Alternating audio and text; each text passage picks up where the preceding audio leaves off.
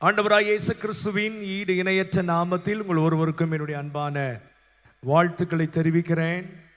ஆண்டவர் கொடுத்த இந்த விலையேற பெற்ற ஸ்லாக்கியத்திற்காக நான் கர்த்தரை ஸ்தோத்திரிக்கிறேன். ஆமென். இந்த நாளில் என்னை அன்போடு அழைத்த இந்த திருச்சபையினுடைய தலைமை போதகர்களுக்காக நான் நன்றி சொல்கிறேன். வந்திருக்கிற ஒவ்வொரு ஊழியர்களுக்காக கர்த்தரை ஆசீர்வதிப்பாராக. உங்கள் ஒருவர் மேலே தேவனுடைய கிருபை பூரணமாய் இருப்பதாக. ஆமென். சத்தமா சொல்லுங்க. நீங்க வாலிபர் மாதிரி சொல்ல மாட்டீங்களே, சத்தமா ஒரு ஆமேன் சொல்லுங்க பாப்போம். அல்லேலூயா சொல்லுங்க. இன்னும் நீங்க காலைல சாப்பிடல போல் இருக்கு. எல்லாரும் சாப்பிட்டதுன்னா வந்தீங்க. மேலே சில வாலிபர்லாம் இருக்கிறீங்க, அவங்களாம் இங்கே கீழே வந்தால் நல்லா இருக்கும். சில வாலிபர்கள் மேலே உட்காந்துருக்கிறீங்க, கீழே வாங்க. வெளியில் இருக்கிற வாலிபர்கள் எல்லாரும் உள்ளார வாங்க. படியில் சில வாலிபர்கள் உட்காந்துருக்கிறீங்க, அவங்களும் உள்ளார வாங்க. ஆண்டவர் உங்களை ஆசீர்வதிப்பார். இது உங்களுக்கான நேரம். பரிசுத்த ஆவியானவர் உங்களோடு பேசுகிற நேரம். ஆண்டவருடைய வார்த்தைகள் மிக முக்கியமானது. அந்த வார்த்தைகள் தான் நமக்குள்ளே ஆழமான கிரியைகளை நடப்பிக்கும். நாம் ஜெயிக்க பிறந்தவர்கள், ஜெயிக்கும் வாலிபன். ஆமென். ஹல்லேலூயா. நம்ம ஜெயிக்க வேண்டிய காரியம் நிறைய இருக்குது. ஆமா, கர்த்தர் நம்மளை வாலிபர்கள் ஆண்டவர் ரொம்ப நேசிக்கிறார்.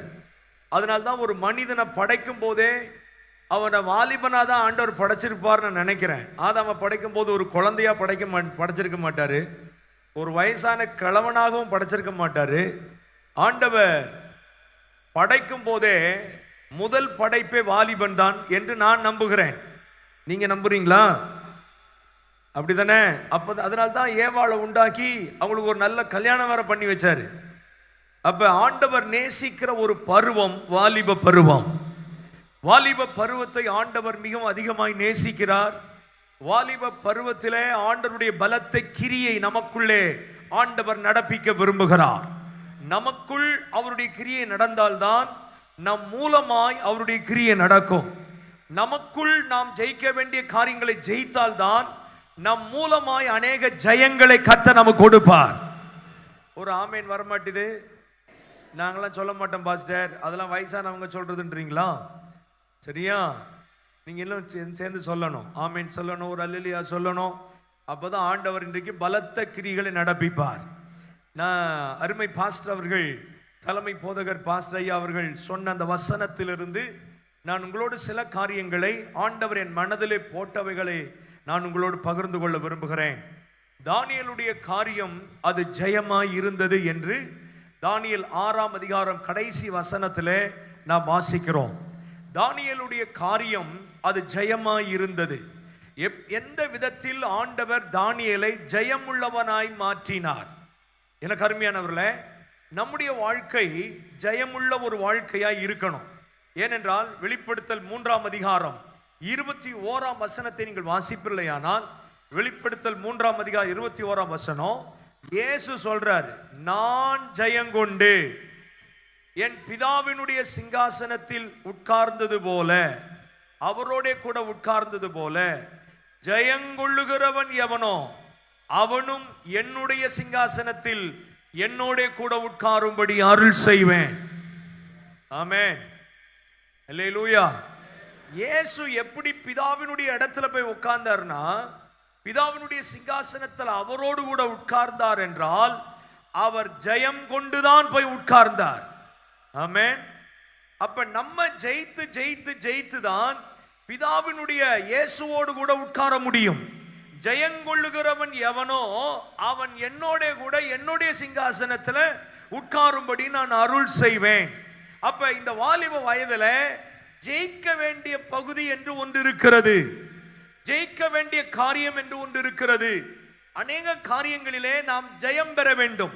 இயேசு கிறிஸ்து இந்த பூமியில வாழ்ந்த போது தனிப்பட்ட வாழ்க்கையில் இயேசு ஜெயம் உள்ளவராய் இருந்தார். அவரை நாசரேத் என்கிற ஊரிலே அவர் வளர்ந்தார். நாசரேத் என்கிற ஊர் மிக பொல்லாப்பு நிறைந்த ஊர், பாவம் நிறைந்த ஊர், வாணிபம் நிறைந்த ஊர்.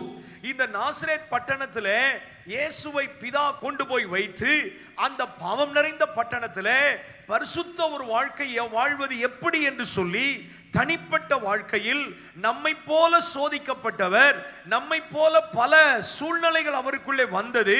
ஆனாலும் அதிலே இயேசு ஜெயம் பெற்றவராயிருந்தார்.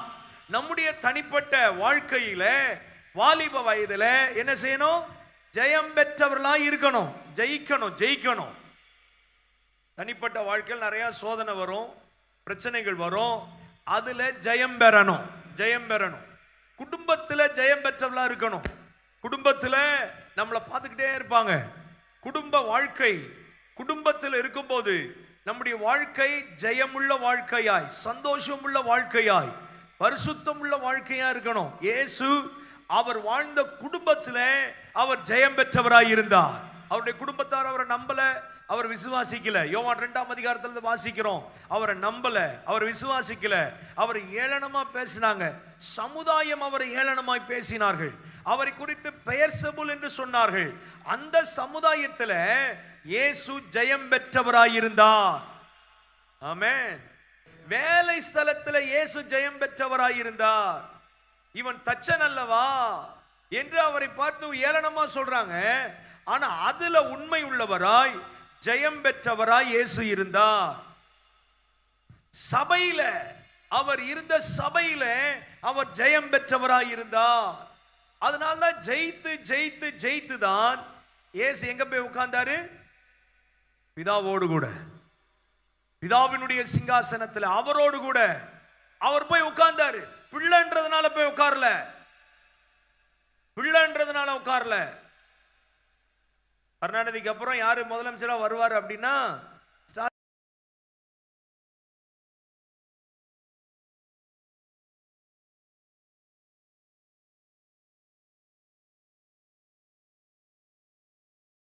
பேரான பிள்ளையா இயேசு வந்து உட்கார்ல. இயேசு ஜெயிக்க வேண்டியதெல்லாம் ஜெயித்து தான் போய் உட்கார்ந்தார். ஆமென். அப்ப இந்த வாலிப வயசுல ஜெயிக்க வேண்டியவைகள் என்ன அப்படின்றத யோசிங்க, பாருங்க, யோசிங்க. நான் பின்னால் அதை உங்கள்கிட்ட பேசுவேன். நிறைய காரியங்களை உங்களோடு பகிர்ந்து கொள்ள பரிசுத்த ஆவியானவர் நமக்கு கிருபை தருவாராக. சரி, இந்த 6ஆம் அதிகாரத்தில் தானியேல்ல அவனுடைய காரியம் ஜெயமாய் இருந்தது. இந்த 6ஆம் அதிகாரம் முழுவதும் நீங்கள் வாசித்து பார்த்தால் தானியேலுடைய வாழ்க்கையிலே அவனிடத்தில் இருந்த காரியம் என்ன, அவனிடத்தில் இருந்த காரியம் என்ன? நான் ஒரு 6-7 காரியம் உங்கள்கிட்ட சொல்ல விரும்புகிறேன். நீங்கள் 3ஆம் வசனத்தை வாசிப்பில்லையானால் தானியேல் 6ஆம் அதிகாரம் 3ஆம் வசனம் வாசிங்க.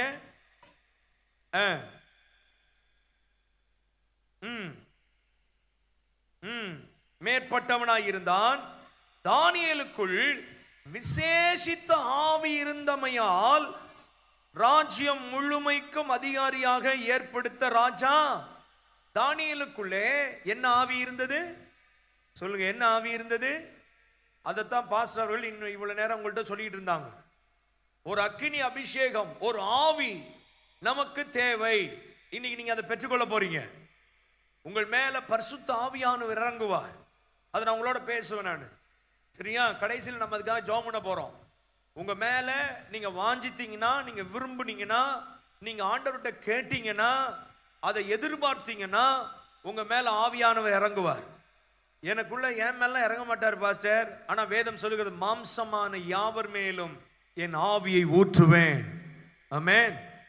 உங்க இருக்கிற ஒவ்வொரு சின்ன பிள்ளைங்க, வாலிபர் பிள்ளைங்க, பசங்க, இங்க இருக்கிற வயதானவர்கள் கூட மேல ஆவியானவர் இறங்க போகிறார். விசேஷித்த ஆவி நமக்கு தேவை. இந்த கடைசி நாட்களிலே வாலிப வயதை ஓட்டுறதுக்கு ரொம்ப கஷ்டம். பாவம் நம்மை சூழ்ந்திருக்கும், பாவம் நம்மை தொடர்ந்து பிடிக்கும். இந்த பாவ வாழ்க்கையிலிருந்து நாம் விடுதலை அடைய பரிசுத்த ஆவியானவர் நமக்கு தேவை. அவனுக்குள்ள விசேஷித்த ஆவி இருந்தது. அந்த ஆவியினாலே அவன் பாவத்தை ஜெயித்தான், மீறுதல்களை ஜெயித்தான், அக்கிரமத்தை ஜெயித்தான். ஆகவே நமக்குள்ளே கர்த்தர் அதை தரணும்னு விரும்புறார். கர்த்தருக்கு மகிமை உண்டாவதாக. விசேஷித்த ஆவி என்ன ஆவி? சொல்லுங்க, சொல்லுங்க. Special spirit. ஒரு விசேஷமான ஒரு தனித்துவம் உள்ள ஒரு ஆவியை கர்த்தர் நமக்குள்ளே கொடுக்க விரும்புகிறார். நான் அதை பின்னால சொல்றேன்.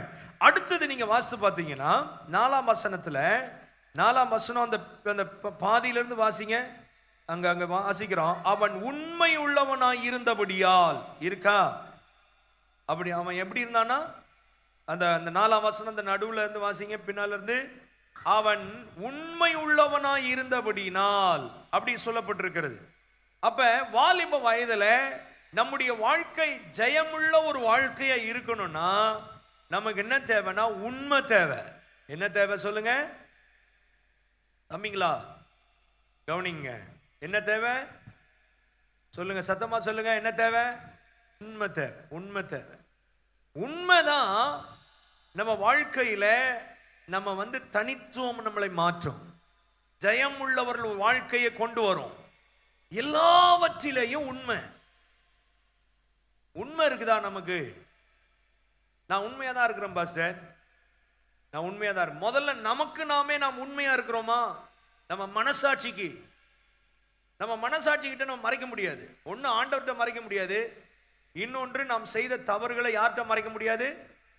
நமக்கு ஒரு மனசாட்சி இருக்குது, அதுகிட்ட மறைக்க முடியாது.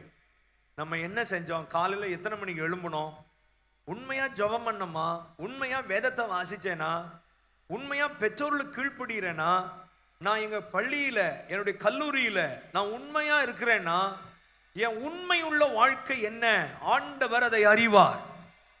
நம்முடைய உண்மை என்னன்னு அவருக்கு தெரியும். நம்ம உண்மையை வச்சுதான் நம்முடைய ஜெயமே இருக்குது. ஆமென், ஆமென். என் உண்மை என்ன? என் வீட்டில் எங்கும் அவன் உண்மை உள்ளவன் என்று ஆண்டவர் பார்த்து சொல்லுகிறார். ஆண்டவர் அதை பார்ப்பாரு. ஆண்டவருடைய கண்கள் உலாவி கொண்டிருக்கிறது. என் பாவத்திலே வாழ்ந்துகிட்டு இருந்து நான் உண்மையா இருந்தேன்னு எப்படி சொல்ல முடியும்? அல்லேலூயா. நான் உண்மை, குடும்பத்தில் உண்மை தேவை, படிப்புல உண்மையா இருக்கிறேனா, நான் பள்ளிக்கு போகும்போது சரியான நேரத்துக்கு போறேனா, எங்கேயா சுத்திவிட்டு சில பேர் லேட்டா போய் நான் அங்க போனேன்னு பொய் சொல்லுவாங்க. என் சைக்கிள் பஞ்சர் ஆயிடுச்சு, அல்லது நான் இப்படி பஸ் லேட் ஆயிட்டு, இப்படிலாம் பொய் சொன்னா ஜெயமுள்ள ஒரு வாழ்க்கை வாழ முடியாது. உண்மை, நாம் நடக்கையில உண்மை. நடக்கையில ஒரு முறை பாஸ்டர் சாம் சுந்தரம் ஐயாட்ட நான் பேசிக்கிட்டு இருந்தேன். அப்போஸ்தல கிறிஸ்தவ சபையினுடைய தலைமை போதகர் பாஸ்டர் சாம் சுந்தரம் ஐயா அவர்கள்ட்ட ஒரு நாள் நானும் என் மனைவி உட்காந்து பேசிக்கிட்டு இருந்தோம். அவர் சொன்னாரு, அவர் மீனம்பாக்கத்தில் ஒரு ஜெயின் கல்லூரியில் அவர் படிச்சாரு, பிகாம் ஹானஸ். அவர் பிகாம் ஹானஸ். அவர் சொன்னாரு, நான் அந்த கல்லூரியில் பிகாம் ஹானஸ் படிக்கும் போது அது ஒரு ரயில்வே ட்ராக் தாண்டி அந்த கல்லூரி இருக்கும். அந்த மீனம்பாக்கத்தில் ரயில்வே ஸ்டேஷன்ல இறங்கி அந்த தாண்டி அங்க போனோம். நிறைய ஸ்டூடெண்ட்ஸ் எல்லாரும் ட்ராக்கை தாண்டி தான் போவாங்க. அது ரொம்ப ஈஸி. ட்ரெயினை விட்டு இறங்கி 2-3 தண்டவாளம் தாண்டி அங்க கல்லூரிக்கு போயிடலாம். ஆனா இவர் என்ன பண்ணுவாராம், இவர் அந்த பிரிட்ஜ் மேல ஏறி அந்த ரயில்வே ட்ராக் பிரிட்ஜ் மேல போய் தான் அங்க போய் போவாராம் காலேஜுக்கு. அப்ப நிறைய பேர் கிண்டல் பண்ணுவாங்க, பைத்தியக்காரன் அங்க பாரு, எங்க போறான், எங்க போறான் பார், பைத்தியக்காரன் அவன் எப்படி போறான் பார், அவன் சாமியார் மாதிரி போறான் பார் அப்படின்னு கிண்டல் பண்ணுவாங்க. ஏன்னா இது ஈஸியா போயிடலாம், 2 நிமிஷம் தான், 2 ஸ்டெப் தான். அவர் சொல்றாரு, ட்ராக்கை தாண்டக்கூடாது, இது அரசாங்க சட்டம்.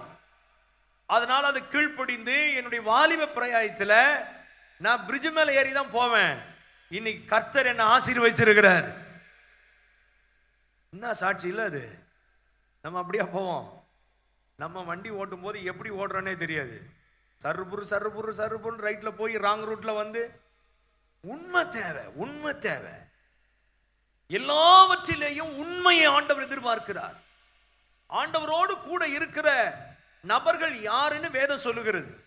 வெளிப்படுத்தின விசேஷம் 17ஆம் அதிகாரம் 14ஆம் வசனத்தை நீங்க வாசிப்பில்லையானால், வெளிப்படுத்தல் 17:14 அவரோடு கூட இருக்கிறவர்கள் யார் அப்படின்னா, அழைக்கப்பட்டவர்கள், தெரிந்து கொள்ளப்பட்டவர்கள், உண்மை உள்ளவர்கள். அல்லேலூயா. நீங்க இயேசுவோடு கூட இருக்கிற வாலிபனா இருக்கணும்னா, இயேசுவே இந்த பூமியில ஜெயம் பெற்றது எப்பனா வாலிப பிராயத்துல தான். இயேசு வாலிப வயசுல அவர் நமக்காக சிலுவையில் அடிக்கப்பட்டு 3ஆம் நாள் உயிரோடு எழும்பி அவர் வாலிப வயசுல பரலோகம் போய் இருக்கிறாரு. வாலிப வயசுல இயேசு ஜெயம் பெற்றவராய் இருந்தார். ஜெயித்து தான் போய் உட்கார்ந்தாரு. இயேசு எல்லாவற்றிலும் உண்மை உள்ளவராய் இருந்தார். அப்ப இயேசுவோடு இருக்கிறவர்கள் யார்? உண்மை உள்ளவர் வாலிபர்கள். சொல்லுங்க யாரு? சொல்லுங்க யாரு யாரு யாரு? உண்மை. உண்மை. தனிப்பட்ட வாழ்க்கையில உங்கள் உள்ளான மனுஷன்ல நான் உண்மையா நடக்கிறேன், நான் உண்மையான மனுஷன் அப்படின்ற ஒரு நமக்குள்ள ஒரு நிச்சயம் வேணும். நமக்குள்ள ஒரு நிச்சயம் வேணும். நெஞ்சில கையை வச்சு கண்ணை மூடி ஜெபம் பண்ணுங்க பார்ப்போம். தயவு செய்து எல்லாரும் கண்ணை மூடுங்க. வாலிபர்கள்லாம் நெஞ்சில கையை வச்சு, ஆண்டவரே என்னை உண்மை உள்ளவனாக்கும். உண்மையா ஜெபம் பண்றீங்களா? இங்க இருக்கிற அத்தனை வாலிபர்கள், எத்தனை சின்ன பிள்ளைங்க எல்லாரும் நெஞ்சில கையை வச்சு, ஆண்டவரே ஆண்டவரே என்னை உண்மை உள்ளவனாக்கும். சின்சியரா ஜெபம் பண்ணுங்க பார்ப்போம். இந்த உண்மை நம்ம எதிர்பார்த்தாலும் அது தானா வந்துடாது. ஆண்டவர் தான் நம்மை உண்மை உள்ள மனுஷனா மாற்ற முடியும். என் வாழ்க்கையின் நடக்கையில் எல்லாவற்றிலேயும் பிறர் என்னை பார்த்து சொல்லும் போது இவன் உண்மையுள்ளவன் அப்படி நம்மளை பார்த்து சொல்றாங்களான்றது முக்கியம். தம்பி ஜெபம்மா, கண்ணை மூடி, ஏசப்பா என்னை உண்மை உள்ளவனா என்னை மாற்றும், என்னை உண்மை உத்தமுள்ள ஊழியனா என்னை மாற்றும். அல்லேலூயா. உங்க ஜெபத்தை கர்த்தர் கேட்பார். உங்களை உண்மை உள்ளவர்களாக மாற்றுவார். எல்லா இடங்களிலும் நீங்க உண்மையா மாறுவீங்க. பொய் சொன்ன இடங்களிலெல்லாம் நீங்கள் உண்மையை பேசுகிறவளா மாறுவீங்க. நீங்க உண்மையை பேசி பாருங்களேன். ஒருவேளை நம்ம உண்மை பேசினா நமக்கு தண்டனை வரும். அந்த தண்டனை நமக்கு நல்லது தெரியுமா உங்களுக்கு? கவனிங்க, இங்க கவனிங்க. கவனிட்டீங்களா? இங்க கவனிங்க. சில காரியம் சொல்றேன். ஒருவேளை நான் உண்மையை சொன்னோம்னா எனக்கு பிரச்சனை வரும், எனக்கு தண்டனை வரும், என்னை ஏளனமா நினைப்பாங்க நமக்கு தோணும். ஆனா அதை நீங்க சொல்லி பாருங்களேன். அந்த உண்மையை சொல்லி அந்த தண்டனை ஏற்றுக்கொண்டு பாருங்களேன். அப்ப என்ன நடக்கும்னா, அப்படியா, சரி சரி சரி சரி, நீங்க அப்படி சொல்லி பாருங்களேன். அப்ப என்ன நடக்கும் தெரியுமா? அப்ப என்ன நடக்கும் தெரியுமா? அந்த தண்டனை, அந்த காரியம் நமக்கு மிகுந்த ஆசீர்வாதமா அமையும். நீங்க உண்மையை பேசுனதுனால உங்களுக்கு ஒரு தண்டனை வந்துச்சுன்னா அது உங்களுக்கு ஆசீர்வாதம். ஆமென். அல்லேலூயா. உங்களுக்கு கூல் ட்ரிங்க்ஸ் கொடுப்பாங்க. இப்போ ஏதோ ஒரு இது கொடுக்குறாங்க, அதை அப்படியே குடிச்சிட்டே கேளுங்க, சரியா? அதனால நீங்க வசனத்தை கேட்காம இருந்துடக்கூடாது. ஒரு பாட்டு ஒன்று இடையில பாடுவோம் நம்ம, சரியா? ஆண்டவர் உங்களை ஆசீர்வதிப்பார். இவங்க கொடுக்கறதுக்கு எப்படியும் ஒரு 20 நிமிஷம் ஆகும், அதில் டைம் போயிடும். அதனால நீங்கள் உட்காந்துருங்க.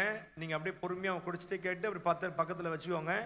அதுக்கப்புறம் நம்ம தொடர்ந்து கேட்கலாம். சரி, இது தானியேலுடைய காரியம் ஜெயமாய் இருந்தது.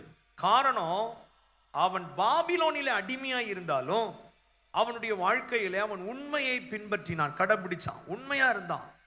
மூணாவது நீங்க பாத்தீங்கன்னா, மூணாவது நீங்க பாருங்க, 10ஆம் வசனம். தானியேலோ வென்றால் அந்த பத்திரத்தை கையெழுத்து வைக்கப்பட்டது என்று அறிந்த போதிலும் தன் வீட்டிற்குள்ளே போய் தன் மேல் அறையில் எருசலேமுக்கு நேராக பலகணிகள் திறந்திருக்க அங்கே தான் முன் செய்து வந்தபடியே தினமும் 3 வேளை ஜெபம் பண்ணி, முழங்கால் படிட்டு ஜெபம் பண்ணி ஸ்தோத்திரம் செலுத்தினான். இது நமக்கு நல்லா தெரியும். தானியேலுடைய ஜெய வாழ்க்கை காரணம் ஜெபம். தானியேலுடைய ஜெய வாழ்க்கை காரணம் துதி.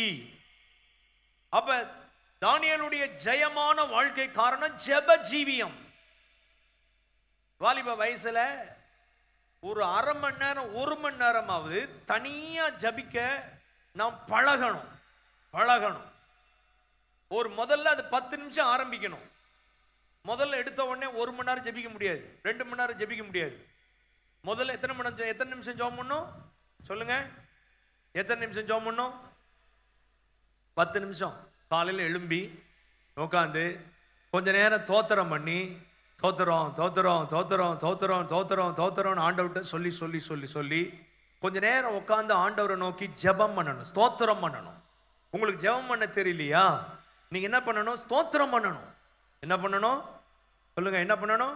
ஸ்தோத்திரம் வர மாட்டேங்குது, நல்லா சொல்லுங்க. ஸ்தோத்திரம் பண்ணணும். என்ன பண்ணணும்? சத்தமா சொல்லுங்க. ஸ்தோத்திரம் பண்ணணும். கொஞ்ச நேரம் உட்காந்து தோத்திரம்.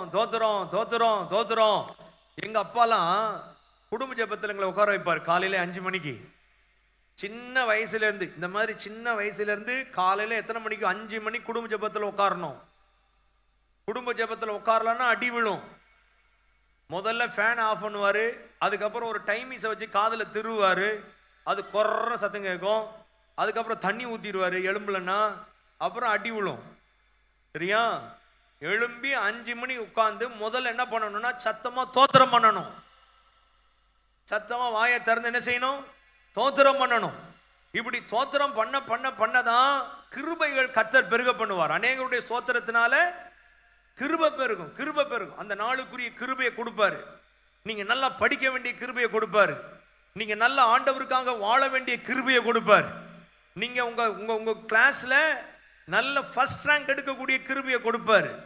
தோத்திரம் பண்ண தோத்திரம் பண்ண தோத்திரம் பண்ண அந்த ஸ்தோத்திரத்துல கிருபை பெருகும். தோத்திரத்துல குறைவெல்லாம் நிறைவாகும். இயேசு அப்பத்தை எடுத்து ஸ்தோத்திரம் பண்ணி அதை கொடுக்கிறாரு. 5 மீனையும் 5 அப்பத்தையும் 2 மீனையும் என்ன செஞ்சாரு?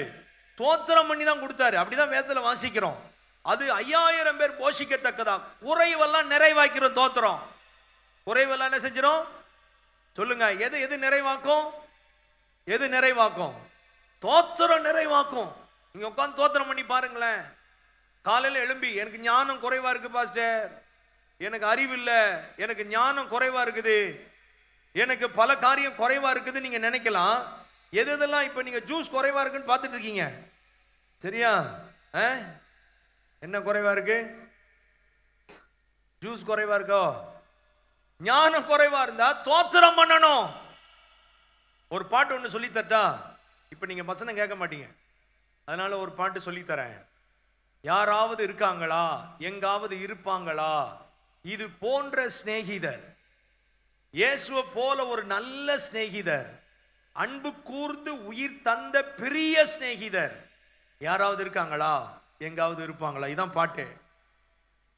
லாபமேதும் இல்லாமல் காரணமும் இல்லாமல் அன்பு கூற யாரும் இல்லை இந்த உலகிலே, அற்பனென்று வாராமல் எனக்காகவே சிலுவை தியாகம் செய்தாரே எந்தன் இயேசுவே. அவர் என்னை அற்பன்னு பார்க்காம அவர் அவர் எனக்காக சிலுவையிலே தியாகமானார். பாடலாமா? பாடலாமா? நீங்க உங்களுக்கு தெரியாது, அதனால நான் சொல்லித்தரேன், அப்பதான் ஜூஸ் குடிச்சு முடிப்பீங்க. யாராவது இருக்காங்களா, எங்காவது இருப்பாங்களா இது போன்ற சிநேகித? கண்டுபிடிச்சிட்டீங்களா? யாராவது இருப்பாங்களா, எங்காவது இருக்காங்களா இது போன்ற சிநேகித? என் இயேசுவை போன்ற நல்ல சிநேகித, அன்பு கூர்ந்து உயிர் தந்த பெரிய சிநேகிதர்.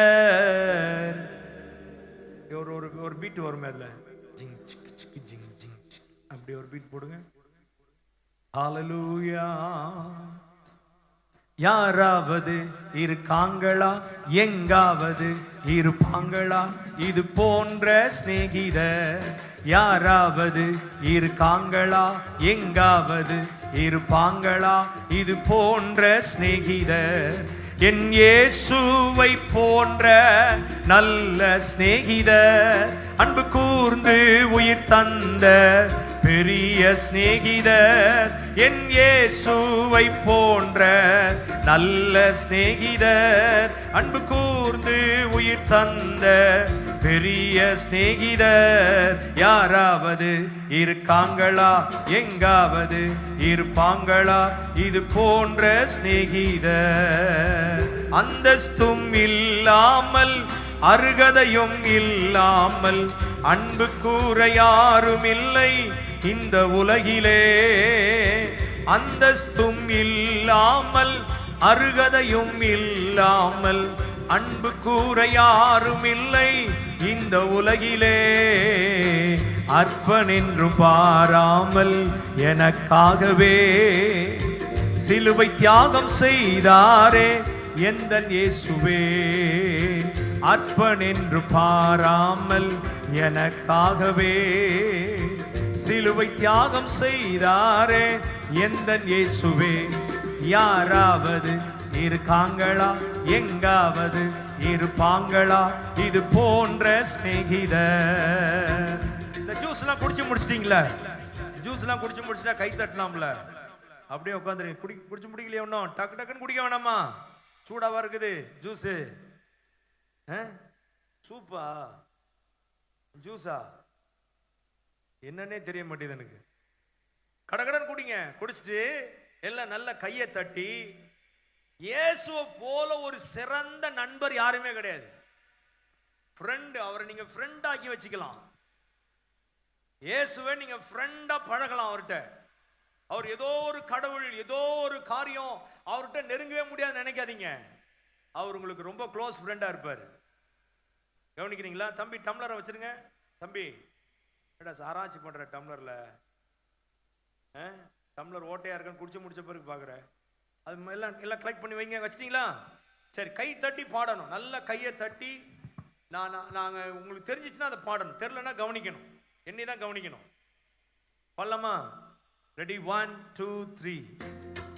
யாராவது இருக்காங்களா, எங்காவது இருப்பாங்களா இது போன்ற சிநேகிதர்? யாராவது இருக்காங்களா, எங்காவது இருப்பாங்களா இது போன்ற சிநேகிதர்? என் இயேசுவை போன்ற நல்ல சிநேகிதர், அன்பு கூர்ந்து உயிர் தந்த பெரிய சிநேகிதர். பாடுங்க. இயேசுவை போன்ற நல்ல சிநேகிதர், அன்பு கூர்ந்து உயிர் தந்த பெரிய சிநேகிதர். யாராவது இருப்பாங்களா, எங்காவது இருக்காங்களா இது போன்ற சிநேகிதர்? யாராவது இருக்காங்களா, எங்காவது இருப்பாங்களா இது போன்ற சிநேகிதர்? லாபம் ஏதும் இல்லாமல், காரணமும் இல்லாமல் அன்பு கூற யாரும் இல்லை இந்த உலகிலே. லாபம் ஏதும் இல்லாமல், காரணமும் இல்லாமல் அன்பு கூற யாரும் இல்லை இந்த உலகிலே. நானும் அவரை கேட்காமல் எனக்காகவே சிலுவை தியாகம் செய்தாரே எந்தன் இயேசுவே. நானும் அவரை கேட்காமல் எனக்காகவே சிலுவை தியாகம் செய்தாரே எந்தன் இயேசுவே. யாராவது நல்ல கையை தட்டி பாடுங்க. இருப்பாங்களா இது போன்ற சிநேகிதர்? யாராவது இருக்காங்களா, எங்காவது இருப்பாங்களா இது போன்ற சிநேகிதர்? என் இயேசுவை போன்ற நல்ல சிநேகிதர், அன்பு கூர்ந்து உயிர் தந்த பெரிய சிநேகிதர். என் இயேசுவை போன்ற நல்ல சிநேகிதர், அன்பு கூர்ந்து உயிர் தந்த பெரிய சிநேகிதர். யாராவது இருக்காங்களா, எங்காவது இருப்பாங்களா இது போன்ற சிநேகிதர்? யாராவது இருக்காங்களா, எங்காவது இருப்பாங்களா இது போன்ற சிநேகிதர்? ஹல்லேலூயா! அவரை போல யாராவது இருக்காங்களா, எங்காவது இருப்பாங்களா? நீங்க நினைக்கிறீங்க இயேசுநாதர்னா யாரோ ஒருத்தர்னு. இல்ல, அவர் நம்முடைய ரொம்ப ஃப்ரெண்டு. அவரு ரொம்ப தகப்பனாக, தாயாக, எல்லாவற்றுக்கும் எல்லாமே பொருந்துறவர் அவர்தான். அவர் எல்லாவற்றுக்கும் எல்லாமா இருப்பார். நம்மளை ஜெயிக்க பண்ணுவார். உங்களை என்ன செய்வாரு? உங்களை என்ன பண்ணுவாரு? ஜெயிக்க பண்ணுவார். உங்களை ஜெயிக்க பண்ணுவார். ஜெயிக்கணும் பாஸ்டர், ஜெயிக்கணும், நான் ஜெயிக்கணும், அப்படிதான் நம்ம உள்ளத்துல எழும்பும்ல. எல்லாத்திலும் நான் ஜெயிக்கணும். அப்ப முதலாவது காரியம், உண்மை உள்ளவர்களா இருக்கணும், விசேஷித்த ஆவி பெற்றவர்களா இருக்கணும். அப்புறம் இந்த தானியேல் ஜெபிக்கிற தேவ மனிதன், தேவனோடு ஒரு நெருங்கிய உறவு அவனுக்குள்ள இருந்தது. 3 வேளை ஜெபம் பண்ணானா. எத்தனை வேளை? நீங்க எத்தனை வேளை சாப்பிடுவீங்க? எத்தனை வேளை சாப்பிடுவீங்க? 3 வேளையா சாப்பிடுவீங்க? அது அப்பப்ப சாப்பிட வேண்டியதான் இல்ல. வாலிப வயசுல நிறைய நேரத்துல பசி எடுக்கும். ஸ்கூலுக்கு போயிட்டு வந்த உடனே பசி எடுக்கும், ராத்திரில பசி எடுக்கும், மிட் நைட்ல சாப்பிட்றவங்களாம் இருக்கிறான். மெட்ராஸ்லாம் போனீங்கன்னா மிட் நைட் பிரியாணினே விற்கிறான். மிட் நைட் பிரியாணி, நடுராத்திரில பிரியாணி சாப்பிடுவான். காலையில் எழும்பி சாப்பிடுவான். ஆனா இவன் 3 வேளை ஜெபம் பண்ணுகிற ஒரு ஆவி. இன்னைக்கு கர்த்தர் அதை உங்களுக்கு தருவார். இன்றைக்கு கர்த்தர் உங்களுக்கு அதை தருவார். நீங்க வந்து தோத்திரம் பண்ணி பாருங்களேன். தோத்திரத்தினால குறைவெல்லாம் நிறைவாயிரும். தோத்திரம் பண்ணா ரெட்டிப்பான ஆசீர்வாதம் வரும். அதனால்தான் யோபு எல்லாத்தையும் இழந்த பிற்பாடு கர்த்தர் கொடுத்தார், கர்த்தர் எடுத்தார், கர்த்தருடைய நாமத்துக்கு தோத்திரம்னு சொன்னான் பாருங்க. அன்னைக்கு ஆண்டவர் முடிவு பண்ணிட்டார், இவனை ரெட்டத்தனை ஆசீர்வதிச்சு ஆகணும்னு முடிவு பண்ணிட்டார். அல்லேலூயா. நான் சொல்லுவேன், யோபு 42 அதிகாரத்தில் ஆண்டவர் ஆசீர்வதிக்கல. முதல் அதிகாரத்தில் என்றைக்கு அவன் வாயில தோத்திரம் வந்துச்சோ அன்னைக்கே கர்த்தர் யோபுவை ஆசீர்வதிக்கணும்னு முடிவெடுத்தார்.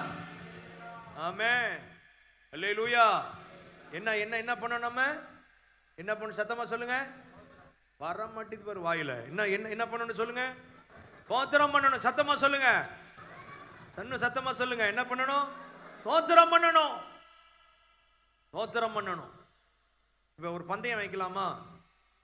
இப்ப 3 தோத்திரம், 1 பெண்கள் பக்கம், லேடிஸ் வாலிப பிள்ளைகள் அவங்க பக்கம் 3 தோத்திரம் சத்தமா சொல்றீங்களா, இல்லாட்டி நீங்க நல்லா தோத்திரம் சத்தமா சொல்றீங்களா? ஒரு பந்தயம் வைக்க போறோம். சரியா? இப்ப யார் பந்தயத்தில் ஃபர்ஸ்ட்? நீங்களா? சரி. இப்ப நீங்க என்ன செய்யணும்? 3 தடவை தோத்திரம் தோத்திரம் தோத்திரம்னு சத்தமா சொல்லணும். யாரு நல்லா சொல்றீங்கன்னு பார்ப்போம். நீங்களா இவங்களான்னு பார்க்கலாமா? பார்த்துடலாமா? ஒரு கையே. இப்போ முதல்ல பெண்கள் மட்டும் சொல்ல போறோம். நீங்களாம் கம்முன்னு இருக்கணும். நீங்க மட்டும் சொல்லணும் 3 தடவை. ரெடி? 1 2 3 சொல்லுங்க பார்ப்போம். பஞ்சத்தில் அடிப்பட்ட மாதிரி தெரியுது எனக்கு. ஆமா. இப்போ நீங்க சொல்லுங்க பார்ப்போம். என்ன நான் சொல்லுவேன், அவங்கள விட தாண்டி சொல்லணும். அதான் ஆம்பளைக்கு அழகு. என்ன சரியாப்பா? சொல்றீங்களா? ரெடி? 1 2 3. Very good, super. நீங்க 3 தடவை சொன்னா 4 தடவை சொல்றீங்க. இப்போ உங்களுக்கு இன்னொரு சான்ஸ் தட்டுமா? இன்னொரு சான்ஸ் தட்டுமா? அவங்கள விட தாண்டி சொல்றீங்களா பாப்போமா? 3 தடவை சொல்றீங்களா? ரெடி? 1 2 3 சொல்லுங்க பாப்போம். கொஞ்சம் பரவாயில்ல, கொஞ்சம் பரவாயில்ல. இப்போ எல்லாரும் சேர்ந்து ஒரு 3 தடவை சொல்லுங்க பாப்போம். சேர்ந்து ரெடி? 1 2 3 சொல்லுங்க. இப்படி இது மட்டும் கிடையாது. வீட்டில் உட்காந்து காலையில் எழும்பி என்ன பண்ணணும்? நீங்க ஸ்தோத்திரம் பண்ணணும். ஏசப்பா உமக்கு ஸ்தோத்திரம், நல்லவரே உமக்கு ஸ்தோத்திரம். நீங்க எதையும் ஜெபிக்க வேணாம், ரொம்ப சொல்லிலாம் ஜெபிக்க வேணாம் அவசியம் கிடையாது. காலையில் எழும்பி ஒரு 10 நிமிஷமாவது ஸ்தோத்திரம் பண்ணுங்க. ஸ்தோத்திரம் பண்ணா இயேசுநாதரே ஸ்தோத்திரம் பண்ணாரு. இயேசு ஸ்தோத்திர பாடலை பாடின பின்பு நாங்கள் வேதத்தில் வாசிக்கிறோம், தேவ தூதன் இறங்கி வந்து அவரை பலப்படுத்தினான். ஸ்தோத்திர பாட்டை பாடின போது தேவனுடைய தூதன் இறங்கி வருவான். உங்களுக்கு வேண்டிய ஞானத்தை கொடுப்பாரு ஆண்டவர், பலனை கொடுப்பாரு, குறைவை நிறைவாக்குவார், இரட்டிப்பான ஆசீர்வாதங்களை கொடுப்பாரு. ஸ்தோத்திரத்தினால கிருபை பெருகும். காலையில் எழும்பி ஸ்தோத்திரம் பண்ணணும். நல்லா குடும்பமா உட்காந்து பிள்ளைகள்லாம் உட்காந்து நல்லா ஸ்தோத்திரம் பண்ணாலே ஆண்டவர் இந்த ஸ்தோத்திரத்தில் பிரியப்படுகிறாராம். ஸ்தோத்திரத்தில் என்ன பண்றாரு? அவரு பிரியப்படுறார். கிருபை பெருகும். ஸ்தோத்திரத்தில் அவர் இறங்கி வருவார். கர்த்தருக்கு மகிமை உண்டாவதாக. இந்த தானியேல் ஜெபம் பண்ணுகிறவன். நீங்க உங்களுக்கு தெரிஞ்சதை சொல்லி ஜெபம் பண்ணி பாருங்க. உட்கார்ந்து ஆண்டவருடைய சமூகத்தில் உட்கார்ந்து ஜெபம் பண்ணி ஆண்டவரை துதிச்சு ஆராதிச்சு இந்த தானியேல் ஜெபிக்கிறவன் மாத்திரமல்ல. நீங்க 16ஆம் வசனத்தை நீங்க வாசிச்சு பாருங்க. 16ஆம் வசனம். அப்பொழுது ராஜா கட்டளையிட அவர்கள் தானியேலை கொண்டு வந்து அவனை சிங்கங்களின் கெபியிலே போட்டார்கள். ராஜா தானியேலை நோக்கி, நீ இடைவிடாமல் ஆராதிக்கிற உன் தேவன் உன்னை தப்புவிப்பார் என்றான். நல்லா கவனிங்க. இடைவிடாமல் ஆராதிக்கிறவன் யார் அவன்? யார் அவன்? இடைவிடாமல் ஆராதிக்கிறவன். ஆராதிக்கிறவன். ஆராதனை ரொம்ப முக்கியம். உட்கார்ந்து உங்களுக்கு பாட்டு பாட தெரியுமா? எனக்கு பாட்டு பாட தெரியுன்றவங்களாம் கை தூக்கு பார்ப்போம். எனக்கு பாட்டு பாட தெரியும் பாஸ்டர், கை தூக்குங்க. அம்மா இங்க கவனிக்கலையா? கவனிங்க. பாட்டு பாட தெரியுன்றவங்கள கை தூக்குங்க. பாட்டு பாட தெரியும். என்ன பாட்டு? சினிமா பாட்டு கிடையாது. என்ன பாட்டு? ஆண்டவரை பற்றி பாட தெரியுமா? பாட்டு பாட தெரிஞ்சவங்கெல்லாம் உட்காந்து தனியா பாடணும். இப்ப எனக்கெல்லாம் சின்ன வயசுல எனக்கு பாட்டே வராது. நான் பாட ஆரம்பிச்ச உடனே நிறுத்து நிறுத்து நிறுத்து நிறுத்துன்றுவாங்க. அந்த அந்த மாதிரி தான் பாடுவேன், பாட்டே வராது. அது ஒரு ராகம் போகும், நான் ஒரு பாட்டு பாடுவேன், அது ஒரு தனி ராகம் போகும். ஆனா அதுக்கப்புறம் பாடி பாடி பாடி பாடி பாடி பாடி பழகி இப்ப நான் ஓரளவு பாட்டு பாட ஆண்டவர் கிருபை தந்திருக்கிறார். ஆமென். பாடல்களை பாடணும், ஆராதிக்கிறவன், அதுதான் ஜெயமுள்ள வாழ்க்கை. தானியேலுடைய காரியம் ஜெயமா இருந்ததுன்னா அவன் நல்ல ஆராதிக்கிறவன், தினமும் ஜெபிக்கிறவன், ஆராதிக்கிறவன். பாட்டு பாட தெரியுமா?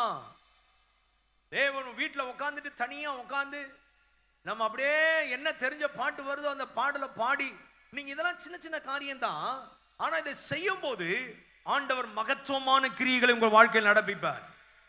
ஆமென். அந்த பாட்டு பாடும்போது நமக்குள்ள ஒரு ஆறுதலா இருக்கும், நமக்குள்ள ஒரு மகிழ்ச்சி வரும். பாடலை பாடும்போது அபிஷேகம் வரும், பாடல் பாடும்போது ஒரு விடுதலை வரும். இந்த பாடலை பாடும்போது நமக்குள்ள ஏதோ ஒரு காரியம் நடக்கும், பரலோக கிரியை நடக்கும். ஆமென். ஒரு பழைய பாட்டு ஒன்று பாடலாமா? வாலிப நாளில் இயேசுவை கண்டேன், வாஞ்சையுடன் என்னை தேடி வந்தார், எதற்குமே உதவாத என்னை கண்டெடுத்தார், இயேசுவின் அன்பை நான் என்ன சொல்லுவேன். இந்த பாட்டை பாடலாமா? உங்களுக்கு தெரியும் தானே? எல்லாரும் சேர்ந்து பாடலாமா? வாலிப நாளில் இயேசுவை கண்டே, வாஞ்சையுடன் என்னை தேடி வந்தார், வாலிப நாளில் இயேசுவை கண்டே, வாஞ்சையுடன் என்னை தேடி வந்தார், எதற்குமே உதவா என்னையும் கண்டெடுத்தார், இயேசுவின் அன்பை நான் என் சொல்லுவேன், எதற்குமே உதவா என்னையும் கண்டெடுத்தார், இயேசுவின் அன்பை நான் என் சொல்லுவேன், ஆனந்தபா இன்ப காணான் ஏகிடுவே, தூய பிதாவின் முகம்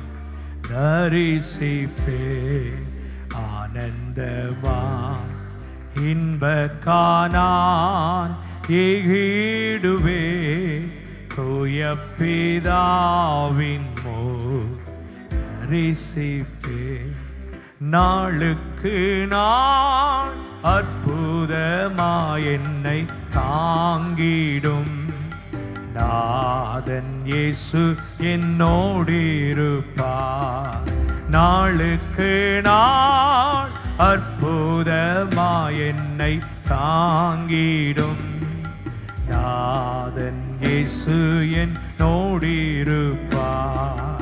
ஆனந்தமா இன்ப காணான் ஏகிடுவே, தூய பிதாவின் முகம் தரிசிப்பே.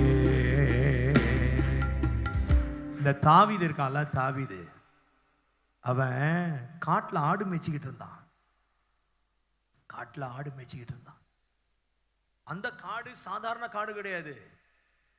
பாஸ்டர் சொன்னது போல யானை, சிங்கம், புலி, கரடிலாம் வரும், அந்த மாதிரி காடு. அந்த மாதிரி காட்டுல தாவீது தனியா ஆடு மேய்ச்சிக்கிட்டு இருந்தான். அவனுக்கு யாரும் துணை கிடையாது. அவனுக்கு யாரு துணை தெரியுமா? இந்த மாதிரி தனியா உட்காந்து பாட்டு பாடி கிண்ணறத்தை எடுத்து வாசிச்சு, வேதத்துல வாசிக்கிறான், வாசிக்கிறதுல தேறினவனா, கிண்ணறம் வாசிக்கிறதுல தேறினவன். அவனை தனியா உட்காந்து பாடுவான். தனியா ஆடு மேய்ச்சிக்கிட்டு இருக்கும் போது யாரும் துணை கிடையாது, யாரும் துணை கிடையாது. அப்படியே உட்காந்து பாட்டு பாடிக்கிட்டே இருப்பான். அப்படி பாடும்போதுதான் நீங்கள் சங்கீதம் 2ஆம் சங்கீதத்தை வாசி பார்த்தீங்கன்னா, அங்க குமாரன் கோபம் கொள்ளாமலும் வழியில நீங்கள் அறியாமலும் அவர் பாதத்தை முத்தம் செய்யுங்கள்னு சொல்றாரு. அவர் பாதத்தை முத்தம் செய்யுங்க அப்படின்னு அங்க சொல்றாரு. குமாரனை பத்தி பாடுறாரு. அதுல நீங்க கடைசி வசனங்களை நீங்க வாசி பார்த்தீங்கன்னா, பிதாவானவர் குமாரன்ட்ட சொல்ற காரியத்தை சொல்றாரு. கர்த்தருக்கு மகிமை உண்டாவதாக. 22ஆம் சங்கீதத்துல என் தேவனே என் தேவனே ஏன் என்னை கைவிட்டீர் என்று பாட்டு பாடுறாரு. இயேசு அங்க சிலுவையில சொன்ன வார்த்தையை யார் பாடுறா? தாவீது பாடுறாரு. அதான் பெரிய ஆச்சரியம். ஏன்னா இயேசு பிறக்கிறதுக்கு பல 100 ஆண்டுகளுக்கு முன்பதாக யார் பிறந்தா? தாவீது பிறந்தாரு. ஆனா 100 ஆண்டுகளுக்கு பிற்பாடு சிலுவையில இயேசு சொல்ற வசனத்தை இங்க தாவீது சொல்றாரு. எப்படி சொல்ல முடிஞ்சது? எப்படி சொல்ல முடியும்?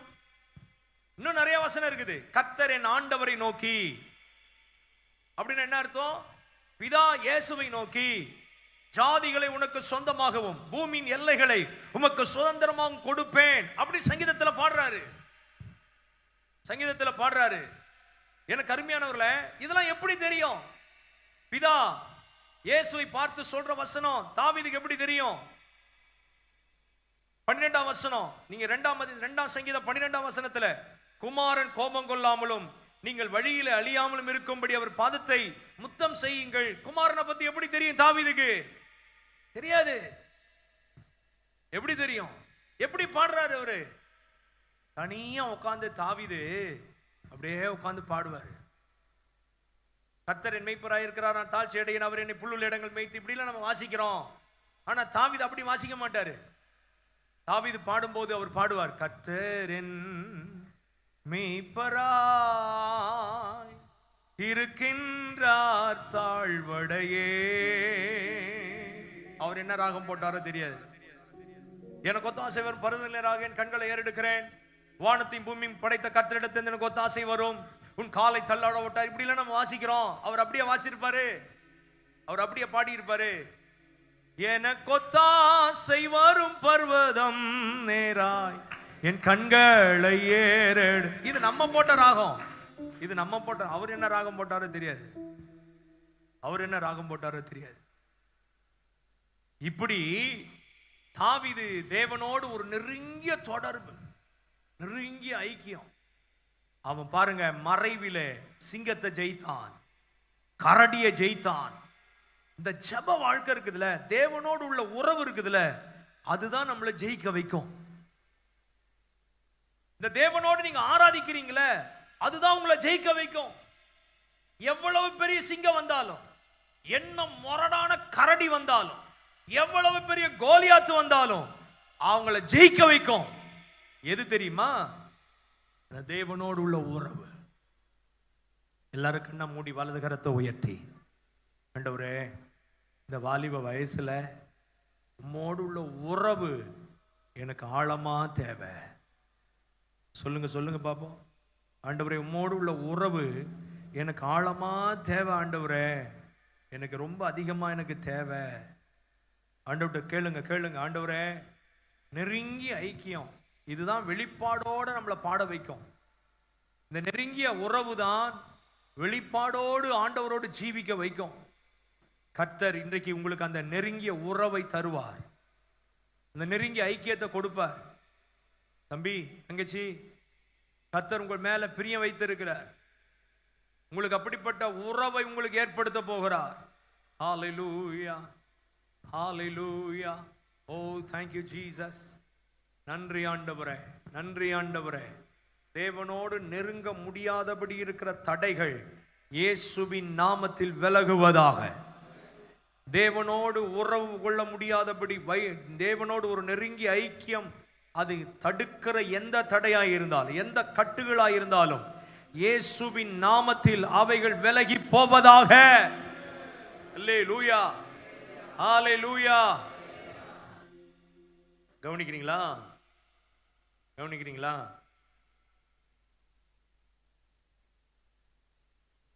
கவனிக்கிறீங்களா?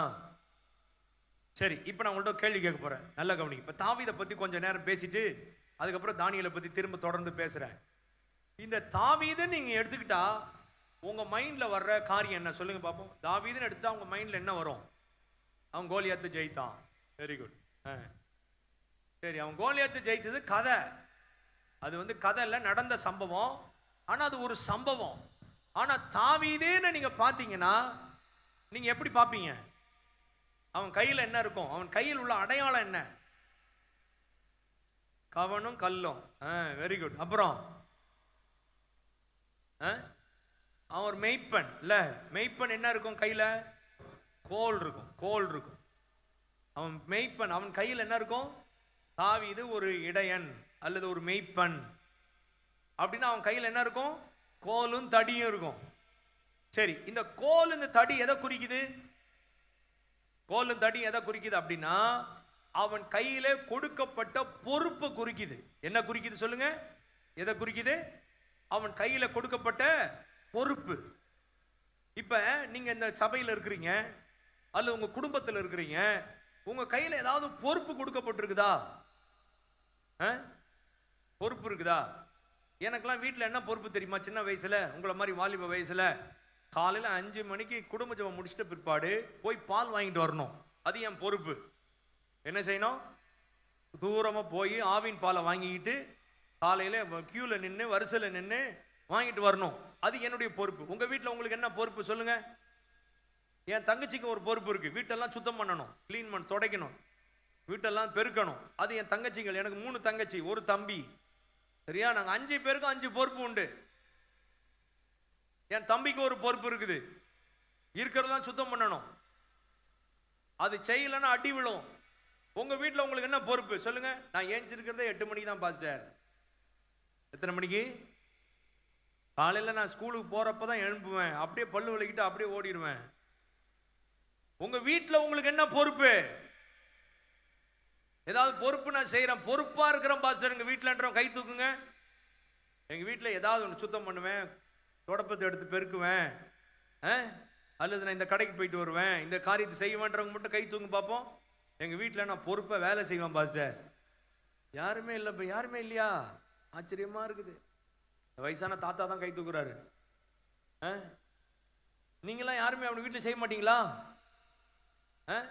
இந்த சரவண பவன் ஹோட்டலில் சர்வர் இப்படி தட்டு தூக்கிட்டு போவான், அந்த மாதிரி தூக்குறீங்க பாருங்க. நீங்க தட்டு தூக்குற மாதிரியே நல்லா இப்படில தூக்கணும், இப்படில தூக்கணும். வீட்டில் நான் பொறுப்பை வேலை செய்வேன் பாஸ்டர், கை தூங்க பார்ப்போம். ஒரு 4-5 பேர் கை தூக்குறீங்க, மீதி எல்லாம் ஒரு வேலையும் செய்யறது இல்லை. உங்களெல்லாம் வெளுக்கணும். வீட்டில் ஒரு வேலையும் செய்யாம ஒரு பொறுப்பு இல்லாம தாவீதை ஏன் ஆண்டவர் ஆசீர்வதிச்சாரு?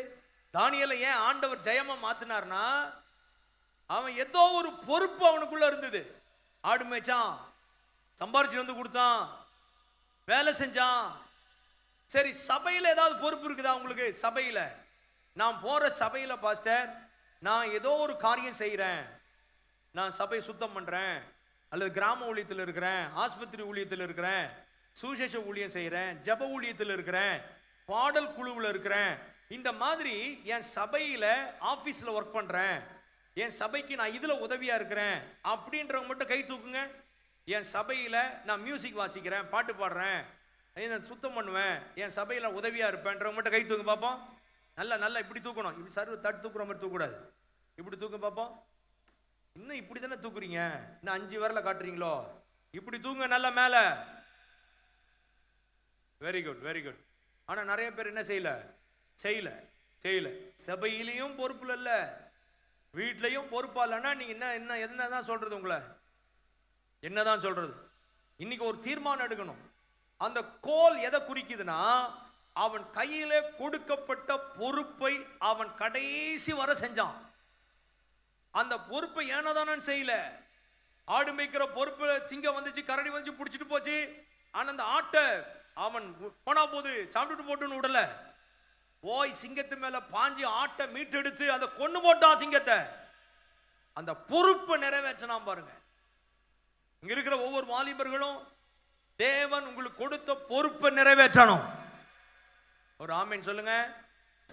சபையில ஏதாவது ஒரு வேலையில இருக்கணும். நீங்க சபையை துடைக்கிற வேலை, அங்க ஏதாவது ஒரு பாடல் குழுவில் அல்லது மியூசிக் வாசிக்கிறதுல அல்லது கிராம ஊழியங்கள்ல ஏதோ ஒரு ஜெபத்துல, ஏதோ ஒரு ஜெப ஐக்கியத்துல நீங்க பொறுப்பா இருந்து அதை செயலாற்றணும். ஆமீன் சொல்லுங்க. நான் இனிமேட்டு எங்க சபையில நான் ஏதோ ஒரு பொறுப்புல இருப்பேன் பாஸ்டர்ன்றவங்க மட்டும் கையை வைத்து ஒரு அல்லேலியா சொல்லுங்க. உங்க அல்லேலியா கொரோனா வந்த மாதிரியே இருக்குது. இனிமேட்டு எங்க சபையில ஏதோ ஒரு பொறுப்புல இணைவோம் பாஸ்டர். சரியா? ஏதாவது ஒண்ணுத்த செய்யணும், ஏதாவது ஒண்ணு. சரி, அப்புறம் தாவீதை நினைச்ச உடனே அவன் கையில் உள்ள அடையாளம் என்ன? ரெண்டாவது என்ன ஞாபகம் வரும்? என்ன ஞாபகம் வருது? கவன், கல், அது ஞாபகம் வரும். அது அவன் சுத்துறது அதுதான் ஞாபகம் வரும் அடுத்தது இல்ல. எந்த போட்டோ பார்த்தாலும் அவன் வந்து கோலியாத்தை என்னமோ சுத்தி அடிக்கிற மாதிரி ஒரு கவன், அதுதான் அதான் அதான் கையில போட்டிருப்பாங்க. தாவீதுன்னு எடுத்துக்கிட்டாலே அது வந்து போட்டிருப்பாங்க. அது எதுக்கு அந்த கவன் கல் அப்படின்னா, ஒரு ஆடு எங்கேயோ ஒரு தூரமா போயிட்டு விலகி போயிட்டு அதை கொல்றதுக்கு இல்ல, அந்த ஆட்டை ஒழுங்குபடுத்துறதுக்காக இந்த கவன் கல்லை அவன் யூஸ் பண்ணுவான். இந்த கவனை யூஸ் பண்ணுவான். அதுல கல்லை வச்சு கரெக்டா அந்த ஆட்டை அடிச்சு அந்த ஆட்டை ஒழுங்குபடுத்தி அந்த கும்பலோட சேர்க்கணும். அதுக்காக யூஸ் பண்றது. கொல்ற ஆயுதம் கிடையாது. ஆனா ஒரு கவன் கல்லை வச்சு ஆண்டவர் கொல்ற ஆயுதமா, சாத்தானை வீழ்த்துகிற ஆயுதமா ஆண்டவர் மாத்தி போட்டாரு. ஆமென், அல்லேலூயா. கர்த்தருக்கு மகிமை உண்டாவதாக. அந்த கவன் கல்லை வச்சு ஆட்டை கொல்ல மாட்டான், கொல்லவும் கூடாது, கொல்ல முடியாது. ஆனா அந்த சாதாரணமான கவன் கல்லை வச்சு ஆண்டவர் பெரிய கோலியாத்தையே வீழ்த்துற அளவுக்கு அதை வல்லமை உள்ளதாய் மாற்றினார். நான் உங்களுக்கு இன்னைக்கு காலையில சொல்றேன், உங்க கையில என்ன இருந்தாலும் சரி, கர்த்தர் அதை வல்லமை உள்ள ஆயுதமா மாத்துவாரு. அல்லேலூயா, அல்லேலூயா. நீங்க சாதாரணமான ஆள் தான், ஆனா அசாதாரணமான கிரியைகள் உங்கள் வாழ்க்கையிலிருந்து நடக்கிற விளதத்துல கர்த்தர் அதை மாற்றுவாரு. நீங்கள் ஜெயிக்கிறவர்களா இருப்பீர்கள்.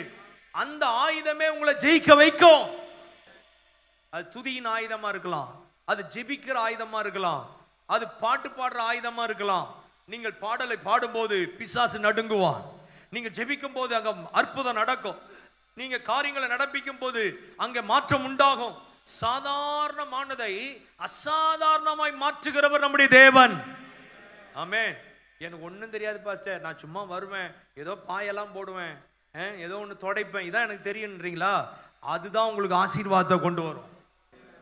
எனக்கு ஒருத்தர் தெரியும், சென்னையில் பல்லாவரத்தில் ஏசிய சபையில் ஒருத்தர் இருந்தார். அவர் பெரிய பணக்காரன், பெரிய படித்தவர். அவங்க பிள்ளைங்களாம் ஃபாரின்ல இருக்கிறாங்க, பெரிய ஆள். அவருக்கு என்ன வேலை தெரியுமா? அவருக்கு என்ன வேலை? சபையில் என்ன தெரியுமா செய்வார்? பல்லாவரம் ஏசியில் பெரிய பணக்காரர், அவர் படித்தவர், பிள்ளைங்கள்லாம் ஃபாரின்ல இருக்கிறாங்க. அவருக்கு என்ன வேலை சபையிலனா, ஞாயிற்றுக்கிழமை ஆராதனையில வந்து டப் டப்புன்னு செருப்பு தூக்கி போட்டு இப்படி போய் அவசரமா போய் உட்காருவாங்க. ஒரு செருப்பு இங்க கிடக்கும், ஒரு செருப்பு இங்க கிடக்கும், இப்படி தூக்கி போட்டு போய் உட்காருவாங்கல்ல. இவர் வாசப்படியில் இருந்துகிட்டு ஒரு செப்பையா எடுத்து வச்சு அதை லைனா அடுக்கி வைப்பாரு. அதான் அவருடைய வேலை. அங்க நீங்க ஞாயிற்றுக்கிழமை முடிச்சுட்டு வந்தீங்கன்னா இவங்க செருப்பு லைனா அடிக்கப்பட்டிருக்கும். அது இல்லாம என்ன செய்வார்னா, சில செருப்பு பிஞ்சு கிடக்குதுல, அந்த தூக்கி போட்ட செருப்பு எடுத்து பார்ப்பாரு. அது எங்கேயாவது அந்த அருந்து கிடந்துச்சுன்னா இவரே ஊசி நூலை வச்சு தச்சிருவார். அதை என்ன செய்வாரு?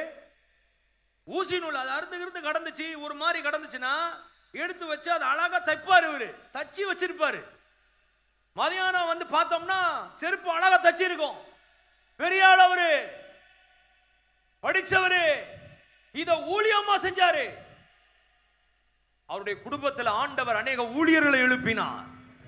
அநேகர் உயர்ந்த ஸ்தானத்திலே வைக்கப்பட்டார்கள். அதனால்தான் உங்களுக்கு சொல்றேன், சபையில வாலிபர்கள் ஏதாவது ஒரு ஊழியத்தில் இணைக்கப்படணும், இணைஞ்சிருக்கணும். எங்க சபையில நான் செய்யாத வேலையே கிடையாது. நான் செகண்ட் ஸ்டாண்டர்ட் படிக்கும் போது எங்க அப்பா ஊழியத்தை ஆரம்பிச்சாங்க சிதம்பரத்தில். 2வது படிக்கும் போது எல்லா வேலையும் செய்வோம். சபையில் நாங்க செய்யாத வேலைன்னு ஒண்ணுமே இல்லை, கிடையாது. எல்லா வேலையும், பாய் போடுறது, பெருக்கிறது, துடைக்கிறது, கழுவுறது.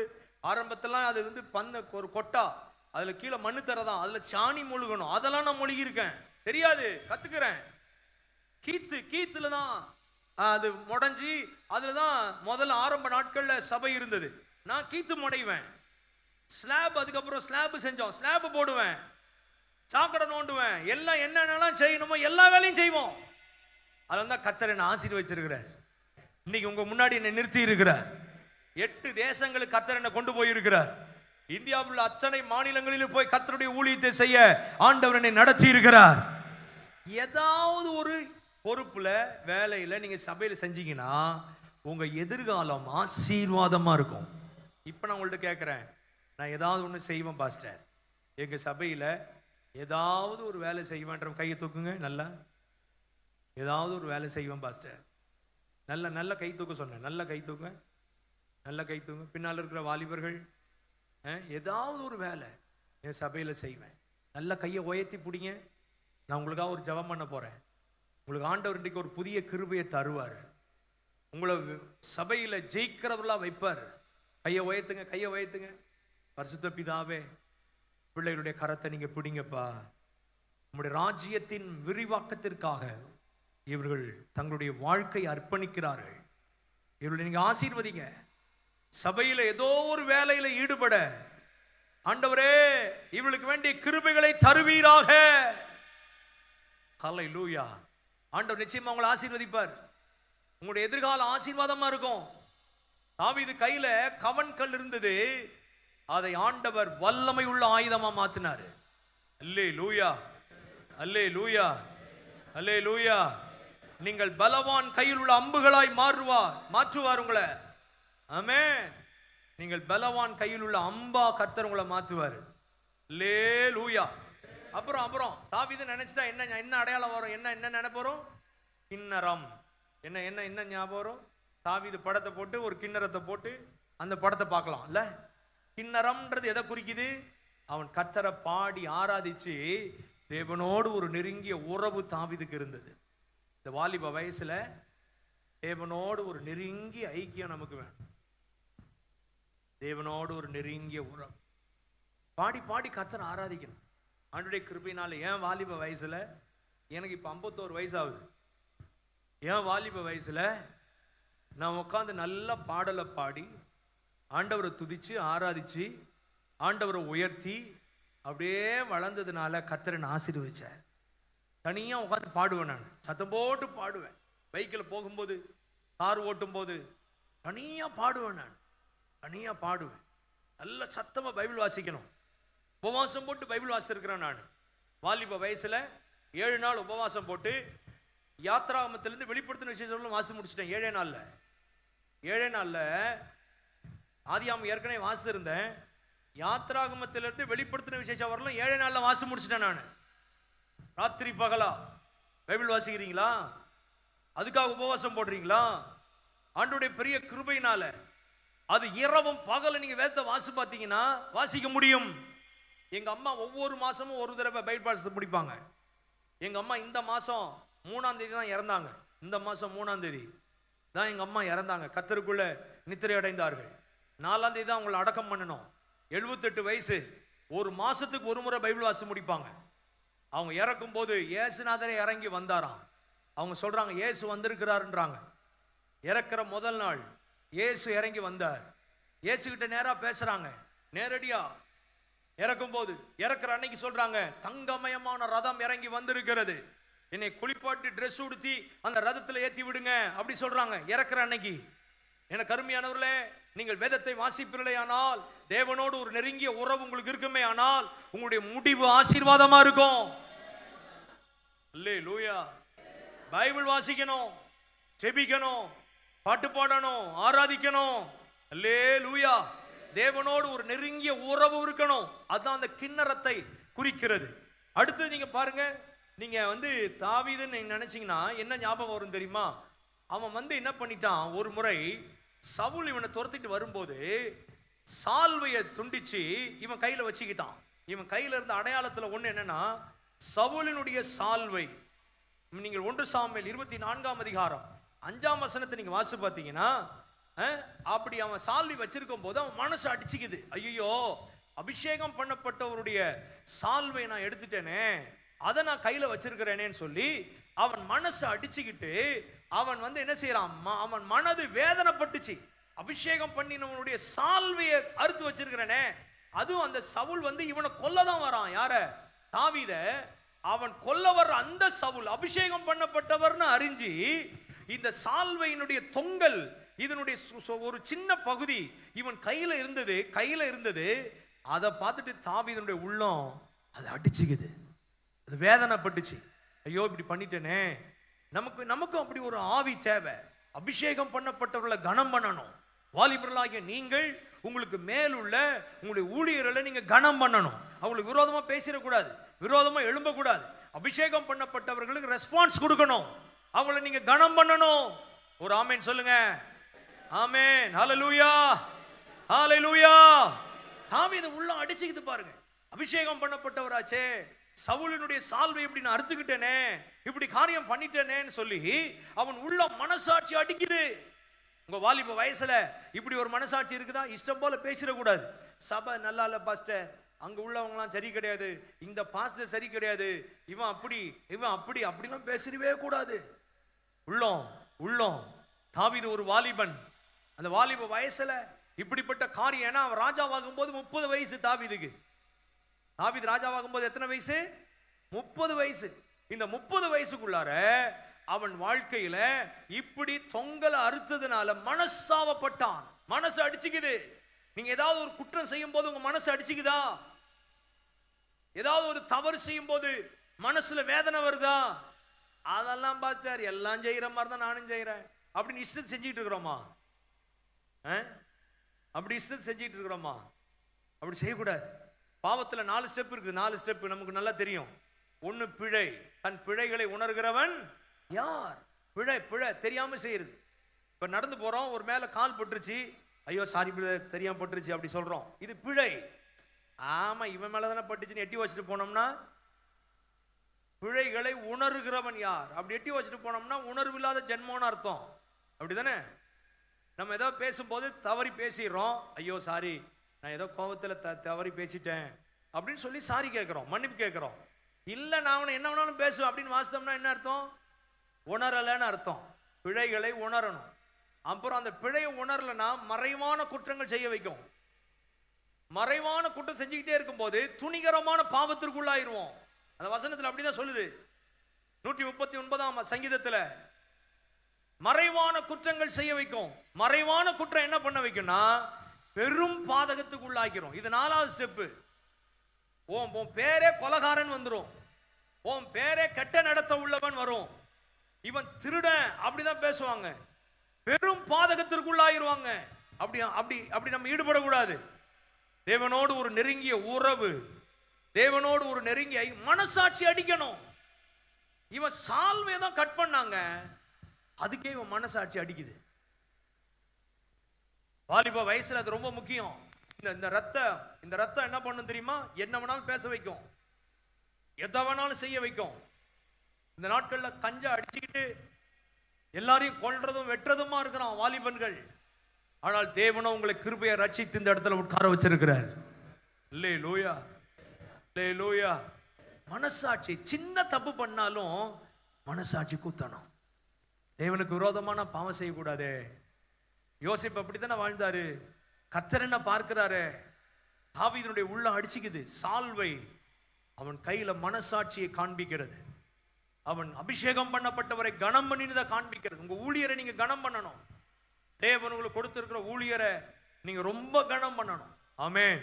அடுத்தது தாவீதுன்னு நீங்க நினைச்சிட்டீங்கன்னா, அவன் கையில ஒரு முறை 1 சாமுவேல் 26ஆம் அதிகாரம் 12ஆம் வசனத்திலிருந்து 15ஆம் வசனம் வரை நீங்க வாசி பார்த்தீங்கன்னா, ஒரு முறை அதே சவுலினுடைய ஈட்டி தண்ணீர் சொம்பு இவன் கையில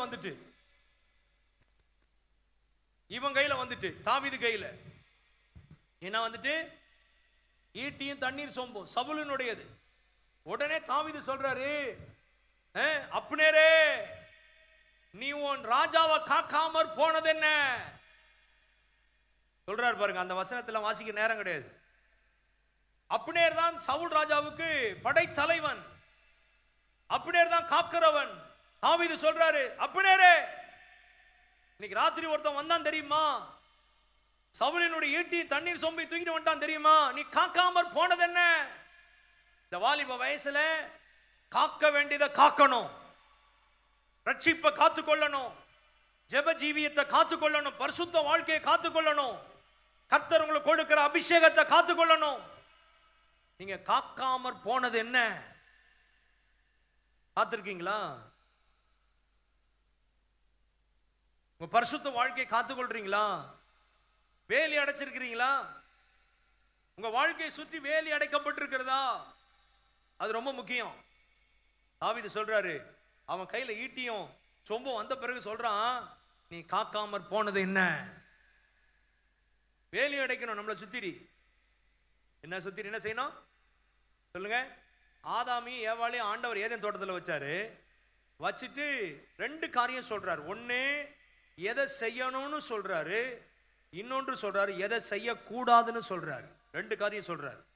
என்ன செய்யணும்னு சொன்னாரு? ஆதாம்கிட்டையும் ஏவாள்கிட்டையும் சொல்லுங்க பாப்போம். ஆதாம்கிட்ட ஏவாள்கிட்ட என்ன செய்யணும்னு சொன்னாரு? எதை செய்யணும்னு சொன்னாரு? முதல்ல எதை செய்யணும்னு சொன்னாரு? இந்த தோட்டத்தை பண்படுத்தணும், காக்கணும், அதைத்தான் சொன்னார். எதை செய்யணும்னு சொன்னாரு? சொல்லுங்க. இந்த தோட்டத்தை பண்படுத்தணும், காக்கணும். எதை செய்யக்கூடாதுன்னு சொன்னாரு? எல்லாத்தையும் புசிக்கலாம், ஆனா இந்த நடுவில் இருக்குது அதை மட்டும் புசிக்க கூடாதுன்னு சொன்னாரு. முதல்ல எதை செய்யணும்னு சொன்னாரு, ரெண்டாவது எதை செய்யக்கூடாதுன்றத சொன்னாரு. நான் சொல்றது புரியுதா? எதை செய்யணும்னு சொன்னாரோ அதை செய்யலன்னா அக்கிரமம். எதை செய்யக்கூடாதுன்னு சொன்னாரோ அதை செஞ்சா அது பாவம். சரியா? முதல்ல அக்கிரமம் வந்துச்சா பாவம் வந்துச்சா? இவ்வளவு தூரம் விளக்கியும் நீங்க பாவம்ன்றீங்க பாருங்க, அதான் எனக்கு பாவமா இருக்கு. இவ்வளவு தூரம் சொல்லியும் நீங்க முதல்ல பாவம்ன்றீங்க பாருங்க. எதை செய்யணும்னு சொன்னார் அதானே செய்யக்கூடாது, அதானே செஞ்சாங்க. முதல்ல வந்தது அக்கிரமம். ஏன்னா பண்படுத்தணும், காக்கணும்னு சொல்றாரு முதல்ல. அதுக்கப்புறம் தான் சொல்றாரு இந்த கனியை புசிக்க கூடாதுன்றாரு. நீங்க நல்ல பைபிள் வாசி பார்த்திருக்கீங்களா? பைபிள் வாசி பார்த்திருக்கீங்களா? அதனால தான் எபேசியர்ல பவுல் எழுதுறாரு, அக்கிரமங்களினாலும் பாவங்களினாலும் மரித்த உங்களை உயிர்ப்பிச்சார். முதல்ல வந்தது அக்கிரமம் தான், அதுக்கப்புறம் தான் பாவம் வந்தது. எதை செய்யணும்னு சொன்னாரோ அதை செய்யலன்னா அக்கிரமம். என்ன செய்ய சொன்னாரு? தோட்டத்தை பண்படுத்தணும், காக்கணும். தோட்டத்தை பண்படுத்த முடியுமா? 4 நதி ஓடுது தோட்டத்தில். என்னென்ன நதி? பைசோன், கீகோன், இதகேல், ஐபிரத். 4 நதி. நம்ம வீட்டு தோட்டத்தை கிளீன் பண்றதுக்கே ஒரு சர்வெண்ட் வைப்போம். நம்ம வீட்டை சுத்தம் பண்றதுக்கு 4 நதி ஓடுற தோட்டத்தை பண்படுத்த முடியுமா? சொல்லுங்க, பதில் சொல்லுங்க. ஏன்னா நான் உங்கள்கிட்ட வெறும் பிரசங்கம் மட்டும் பண்ணோம்னா நீங்க நிம்பட்டில் வேற எதை யோசிக்கிறீங்க. பதில் சொல்லுங்க. தோட்டத்தை பண்படுத்த முடியுமா? 2 பேரு ஆதாம் ஏவாளும் முடியுமாங்க? அவங்க கையில் விளக்கமாறு கிடையாது, அப்புறம் என்ன மண்வெட்டி கிடையாது, கடப்பாறை கிடையாது, எதுவுமே கிடையாது, எந்த ஆயுதமும் கிடையாது. ஆனால் ஆண்டவர் சொல்றாரு இதெல்லாம் பண்படுத்தணும், இதெல்லாம் நீ காக்கணும். முடியுமா? முடியும். ஏன் முடியும்னா தேவன் வார்த்தையினால தான் சிருஷ்டித்தாரு. அதே வார்த்தையின் வல்லமை யாருக்குள்ள இருந்ததுன்னா ஆதாமுக்குள்ள இருந்தது. எப்படி ஆண்டவர் வார்த்தையினால் எல்லாவற்றையும் சிருஷ்டித்தாரோ அதே வார்த்தையின் வல்லமை யாருக்குள்ள இருந்தது? ஆதாமுக்குள்ள இருந்தது. இந்த இடம் தண்ணீர் பாய்ச்சப்படுவதாக, இந்த இடம் செடி நடப்படுவதாக, இந்த இடம் சுத்தம் செய்யப்படுவதாக இவன் சொல்ல சொல்ல நடக்கும். நடக்கும். ஈஸியா பண்படுத்த முடியும்.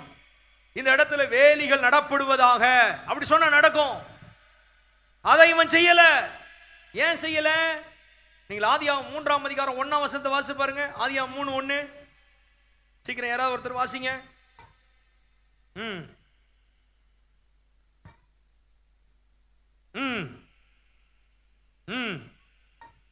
தேவனாகிய கர்த்தர் உண்டாக்கின சகல காட்டு ஜீவன்களை பார்க்கிலும் சர்ப்பமானது தந்திரமுள்ள. சர்ப்பம் என்ன விலங்கு?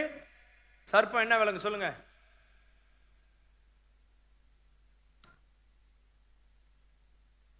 சர்ப்பம் என்ன விலங்கு? சர்ப்பம் என்ன விலங்கு? பாம்பா? ஊரும் பிராணியா? சர்ப்பம் என்ன விலங்கு?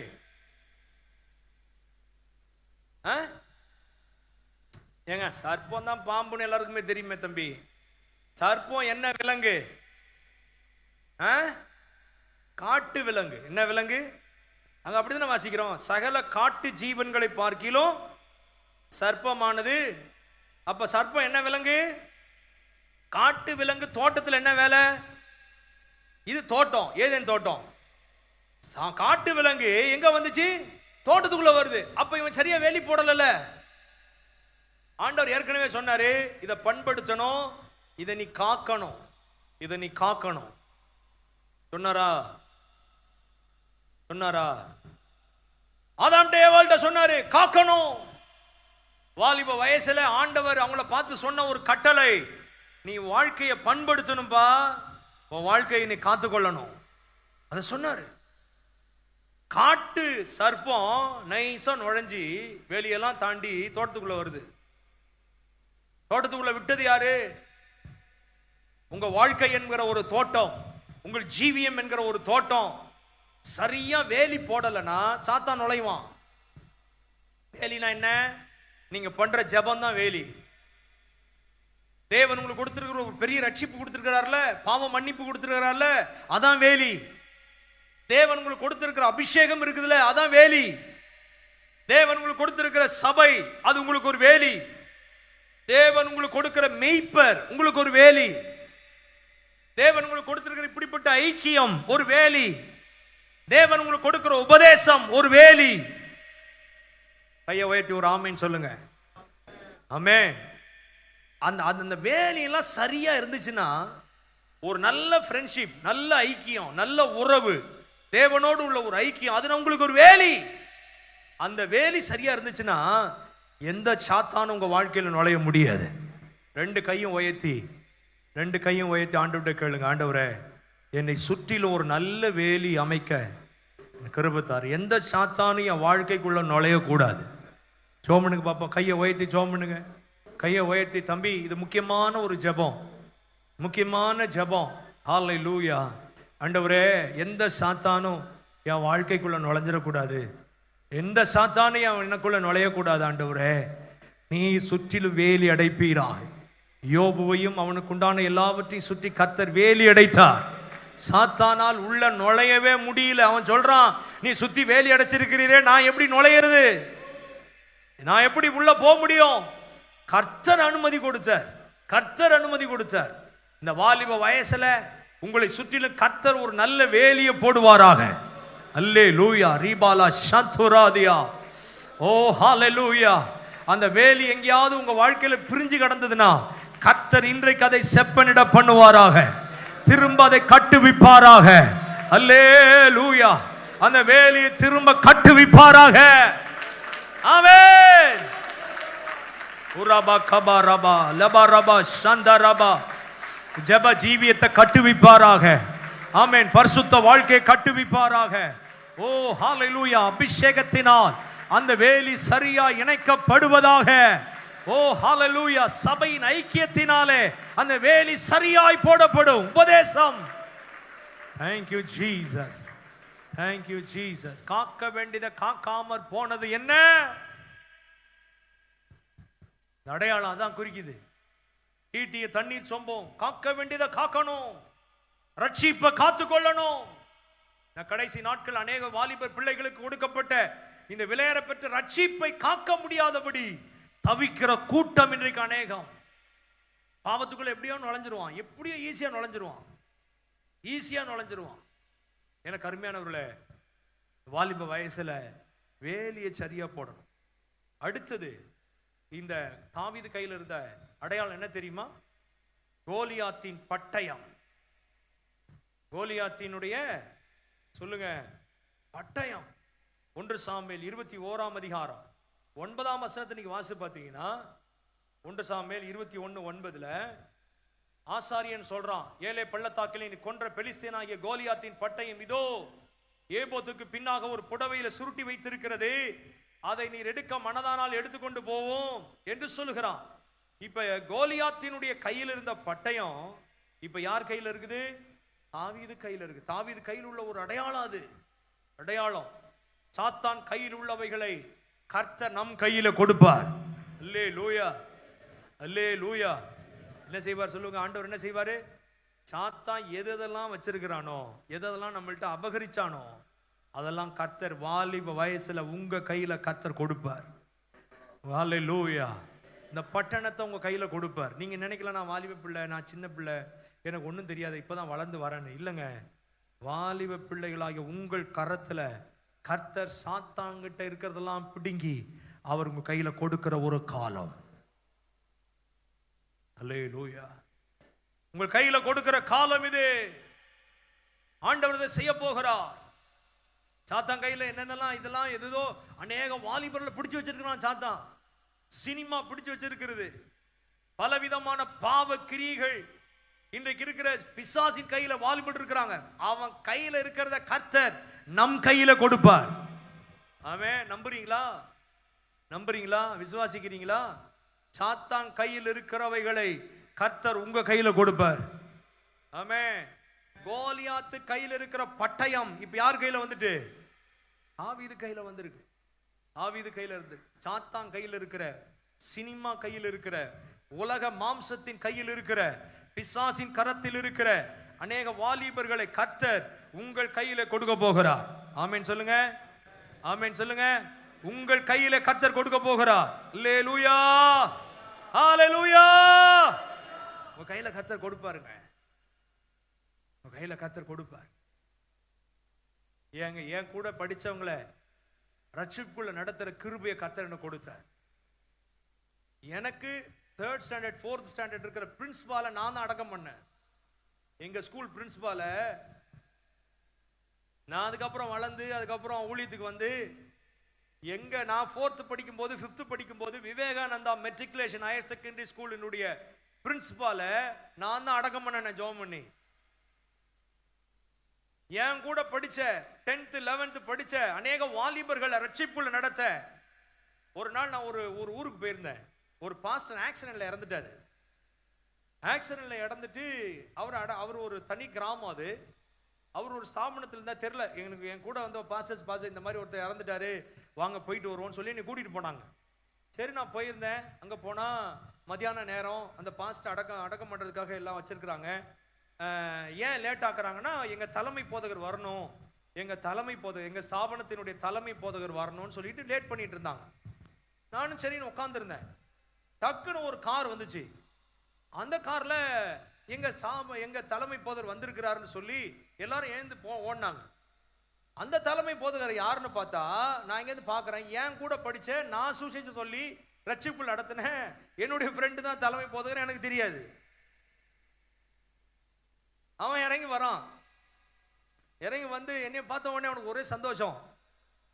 என்ன இங்க இருக்கீங்க நீங்க அப்படின்னு கேட்டான். நான் சொன்னேன், இங்க வந்தப்பா, எனக்கு தலைமை போதகர் யாரோ வரணுமாமே அப்படின்னு. அவன் சிரிக்கிறான்.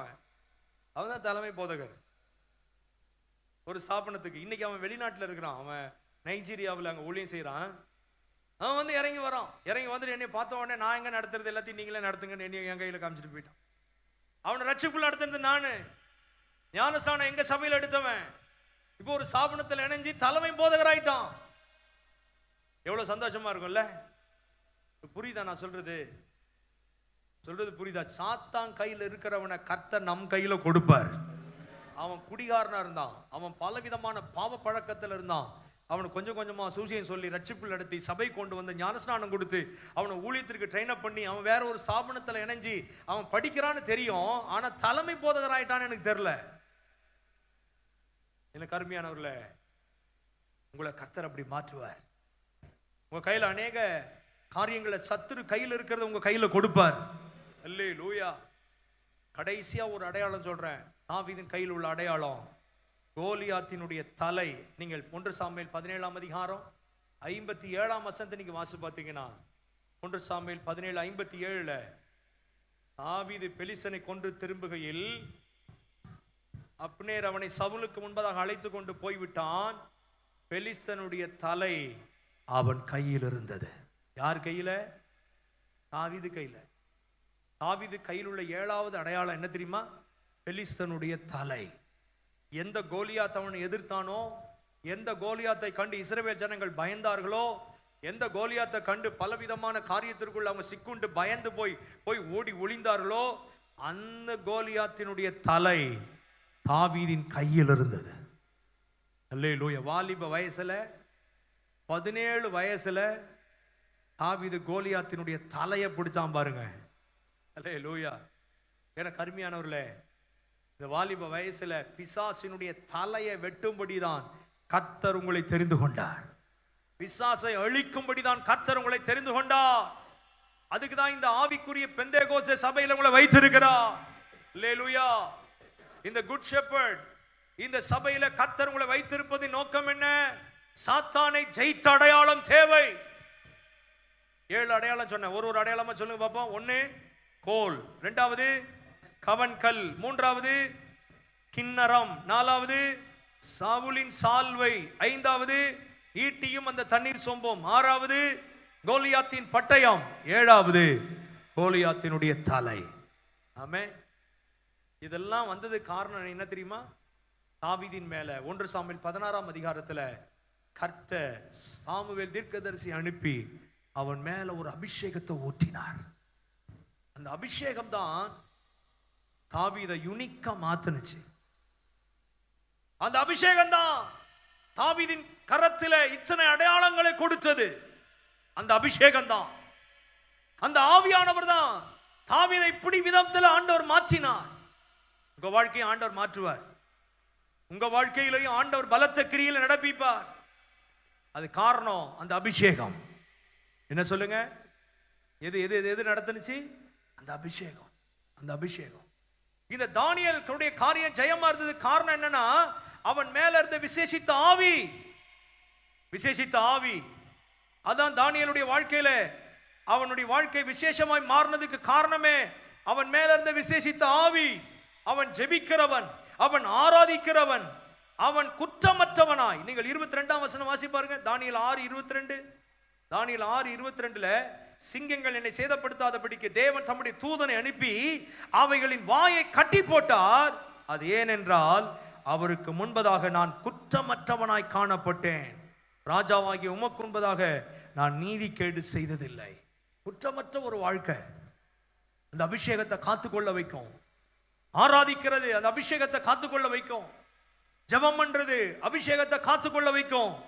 கர்த்தருக்கு உண்மையா இருப்பது அபிஷேகத்தை காத்துக்கொள்ள வைக்கும். குற்றமற்ற ஒரு வாழ்க்கை இந்த அபிஷேகத்தை காத்துக்கொள்ளும். உங்க வாழ்க்கை ஜெயமா மாறும். 23ஆம் வசனத்தை வாசி பாருங்க. அவன் தன் தேவன் பேரில் விசுவாசமாய் இருந்தபடியால், கடைசியில் எழுதப்பட்டிருக்கு, அவன் தன் தேவன் பேரில் விசுவாசமாய் இருந்தபடியால் அவனில் ஒரு சேதமும் காணப்படவில்லை. ஆண்டவர் மேல உள்ள விசுவாசம். இந்த வாலிப வயதுல ஆண்டவர் என்னை பயன்படுத்துவார், ஆண்டவர் என்னை காப்பார், ஆண்டவர் என் மூலமாய் கிரியை நடப்பிப்பார், என் வாழ்க்கை சத்துருடைய கரத்தில் போக முடியாது என்கிற விசுவாசம். ஆமென். அந்த விசுவாசம் தான் ஜெயத்தை கொண்டு வரும். அல்லேலூயா, அல்லேலூயா. அந்த விசுவாசம் தான் ஜெயத்தை கொண்டு வரும். அந்த விசுவாசம் தான் அபிஷேகத்தை காத்துக்கொள்ள வைக்கும். ஆண்டவர் என்ன காண்கிறார் என்கிற விசுவாசம், ஆண்டவர் என்னை எப்பொழுதும் என்னோடு கூட இருக்கிறார் என்கிற விசுவாசம். ஒரு விசுவாசம் தேவை. ஆண்டவர் என்னை எப்போதும் பார்க்கிறாரு, அவர் என்னை கவனிக்கிறாரு, அவர் என்னை உற்று நோக்குகிறாரு, அவருக்கு மறைவான இல்ல, சகலமும் அவருக்கு வெளியரங்கமா இருக்குது என்கிற விசுவாசம் தேவை. தானியேலுக்குள்ள அந்த விசுவாசம் இருந்தது. கர்த்தர் என்னை காண்கிறார், சிங்க கேபில் என்னை தூக்கி போட்டாலும் பரவாயில்ல, அவர் என்னை விடுவிப்பார். அல்லேலூயா. அக்கினி சூளையில் எங்களை தூக்கி போட்டாலும் பரவாயில்ல, அவர் எங்களை விடுவிப்பார். அல்லேலூயா, அல்லேலூயா. கர்த்தர் என்ன பார்க்கிறார் என்கிற விசுவாசம். அந்த விசுவாசம் தான் அவனை ஜெயமுள்ளவனாய் மாற்றினது. ஆமென். அவன் அபிஷேகத்தை காத்துக்கொள்ள வச்சது. இன்னைக்கு உங்க அபிஷேகத்தை காத்துக்கொள்ளணும். அல்லேலூயா. அந்த அபிஷேகத்துக்காக ஒரு சில காரியங்களை சொல்லி உங்களுக்காக நான் ஜெபிக்க போகிறேன். எல்லாரும் யாத்திராகமம் 3ஆம் அதிகாரத்தை திருப்புங்க தயவு செய்து. யாத்திராகமம் 3ஆம் அதிகாரம். இந்த யாத்திராகமம் 3ஆம் அதிகாரத்தை நீங்க வாசி பார்த்தீங்கன்னா அங்க ஒரு சம்பவம் சொல்லப்பட்டிருக்கு. உங்களுக்கு தெரியும், இது ஏற்கனவே நான் சும்மா கதையா சொல்லிடுறேன். மோசே ஆடுகளை மேய்த்து கொண்டிருந்தான். 430 வருஷமா இஸ்ரவேல் ஜனங்கள் அடிமையா இருந்தார்கள். மோசே எத்ரோ இவனுடைய ஆடுகளை மேய்த்து கொண்டிருந்த பொழுது திடீர்னு ஒரு காரியம் நடக்குது. 1ஆம் வசனத்துல வாசிக்கிறோம், அவன் தேவ பர்வதம் மட்டும் வந்தானா, தேவனுடைய பர்வதமாகிய ஓரேப் மட்டும் அவன் வந்தான். அங்க வந்த போது 2ஆம் வசனத்துல வாசிக்கிறோம், கர்த்தருடைய தூதனானவர் ஒரு முட்செடியில வந்து இறங்குறார், நடுவுல வந்து இறங்குறார். இறங்கின உடனே என்ன ஆச்சு தெரியுமா? அந்த முட்செடி அக்கினி ஜுவாலையாக மாறினது. அக்கினி ஜுவாலையாக முட்செடி மாறுகிறது. ஒரு முட்செடி தேவன் இறங்கின உடனே அதுல ஒரு அக்கினி வெளிப்பட்டது. எனக்கு அருமையானவர்களே, இந்த கூட்டத்துல அதே தேவன் நாம் ஒவ்வொரு மேலையும் வந்து இறங்க போகிறார். நீங்க சாதாரண முட்செடியா இருக்கலாம். முட்செடி யாரும் விரும்ப மாட்டாங்க. எல்லா செடியும் விரும்புவாங்க, எல்லா செடியும் ஆசீர்வாதமா இருக்கும். ஆனா முட்செடி யாரும் விரும்ப மாட்டாங்க, முட்செடி வளர்க்கவும் மாட்டாங்க. முட்செடி இருந்துச்சுன்னா அது பக்கத்திலே போக மாட்டாங்க, ஏன்னா கீழே முள்ளு கிடக்குன்னு தெரியும். அப்படிப்பட்ட முட்செடியை போல நீங்க இருக்கலாம். என் வாலிப வயசுல நான் முட்செடியை போல இருந்தேன். ஏன்னா யாருக்கும் பிடிக்கிற நிலைமையில இல்ல. ஊழியக்காரனுடைய பிள்ளையா இருந்தாலும் பாவத்தில் இருந்தேன், அசுத்தமான அங்க கொலகாரர்களோட நண்பர்களா இருந்தேன் நானு. ஆனா கர்த்தர் என் மேல இரக்கம் வைத்தார். இன்றைக்கு அதே தேவன் இந்த இடத்துல இறங்கி வந்திருக்கிறார். உங்க வாழ்க்கை ஒரு முட்செடி போல யாரும் விரும்பப்படாத ஒரு வாழ்க்கையா, யாரும் ஏற்றுக்கொள்ளப்படாத ஒரு வாழ்க்கையா இருக்கலாம். ஆனா அதன் மேல யாரு வரணும்? கர்த்தர் வந்து இறங்கணும். உங்க மேல கர்த்தர் இன்றைக்கு வரப்போகிறார். நீங்க அபிஷேகம் பெற்றவர்களா இருந்தாலும் சரி, அபிஷேகம் பெறாதவர்களா இருந்தாலும் சரி, நீங்க இந்த தயவு செய்து கேளுங்க. எல்லாம் நேரம் உட்காருங்க. தம்பி நேரம் உட்காருங்க. கவனிங்க. ரொம்ப ஒரு 10 நிமிஷத்துல முடிச்சிருவேன். ஒரு 10 நிமிஷத்துல முடிச்சு உங்களுக்கு ஜெபம் பண்ண போறேன். நல்லா கவனிங்க. உங்க வாழ்க்கை சாதாரணமான வாழ்க்கையா இருக்கலாம், யாருக்கும் பிடிக்காத ஒரு வாழ்க்கையா இருக்கலாம், ஒரு முட்செடி போல இருக்கலாம். ஆனா அந்த முட்செடியில தான் ஆண்டவர் வந்து இறங்க போகிறார். அவர் இறங்கினா என்ன ஆகும் தெரியுமா? நம்ம வாழ்க்கை கொழுந்து விட்டு எரியும், அக்கினி ஜுவாலையாய் மாறும். அல்லேலூயா. அக்கினி ஜுவாலையாய் மாறும். இந்த கரிக்கட்டி இருக்குல்ல, கரிக்கட்டி, அது எங்க உடைச்சாலும் கருப்பா தான் இருக்கும். கரிக்கட்டை அது எங்க உடைச்சாலும் எப்படி இருக்கும்? அது கலர் மாறணும்னா அதை தூக்கி நெருப்புல போடுங்க, அந்த கருப்பு கலர் செங்கலரா மாறும், சிகப்பு கலரா மாறும். அக்கினி ஜுவாலை நம்ம மேல இறங்கிட்டுனா நம்மள மாற்ற முடியாததெல்லாம் மாற்ற முடியும். அல்லேலூயா. அங்க என்ன நடக்கு தெரியுமா? அக்கினி ஜுவாலை இறங்கின உடனே அது வந்து என்ன செஞ்சானா? 2ஆம் வசனத்துல வாசிக்கிறோம், அக்கினி ஜுவாலையில நின்று அவனுக்கு தரிசனமானார். அப்பொழுது அவன் உற்று பார்த்தான். என்ன செஞ்சான்? உத்து பார்க்கறான். நம்மளை பார்த்துட்டு பார்க்காத மாதிரி போனவங்கெல்லாம் நம்மளை பார்த்துட்டு இவன் வேஸ்டா, இவன் எதுக்குமே லாய்க்கு இல்லடா, இவன் தருதல, இவன் எதுக்குமே ஒன்னுத்துக்கு லாய்க்கு கிடையாது, இப்படி சொன்னவங்க எல்லாரும் நம்மளை உற்று பார்ப்பாங்க. எப்ப தெரியுமா? நம்ம மேல அந்த அக்கினி இறங்கிட்டுனா, நம்ம மேல அந்த அபிஷேகம் இறங்கிட்டுனா உன்னை உற்று பார்ப்பாங்க. இந்த தம்பிக்குள்ள ஒரு வித்தியாசம் இருக்குதே, இந்த தங்கச்சிக்குள்ள ஒரு மாற்றம் இருக்குதே. உங்களை பார்த்துட்டு பார்க்காத மாதிரி போனவங்க, உங்களை ஏளனமா பேசினவங்க, உங்களுக்கு விரோதமா செயல்பட்டவங்க என்ன செய்வாங்க தெரியுமா? உங்களை உற்று பார்ப்பாங்க. அல்லேலூயா. கர்த்தருடைய நாமத்திற்கு மகிமை உண்டாவதாக. அடுத்தது என்ன? பரலோக தொடர்பு வரும். அங்க பாருங்களா, அங்க என்ன ஆயிடுச்சுன்னா பரலோக தொடர்பு அங்கே வருகிறது. அங்க அதிசயம் வெளிப்படுகிறது. முட்செடி அக்கினினால் ஜுவாலித்து எரிந்தும் அது வெந்து போகாமல் இருந்தது. என்ன செஞ்சானா? அது எப்படி இருந்துச்சா? வெந்து போகாமல். அதிசயமா இருக்குது. தீ பிடிச்சிருச்சுன்னா அது எரிஞ்சு சாம்பல் ஆயிரும். ஆனா இங்க அந்த முட்செடி எரிஞ்சு சாம்பல் ஆகல, அது வெந்து போகாமல் இருக்குது, அது அப்படியே இருக்குது. ஆனால் தீ எரியுது. வாழ்க்கையில கர்த்தர் இன்றைக்கு அப்படி மாற்ற போகிறார்.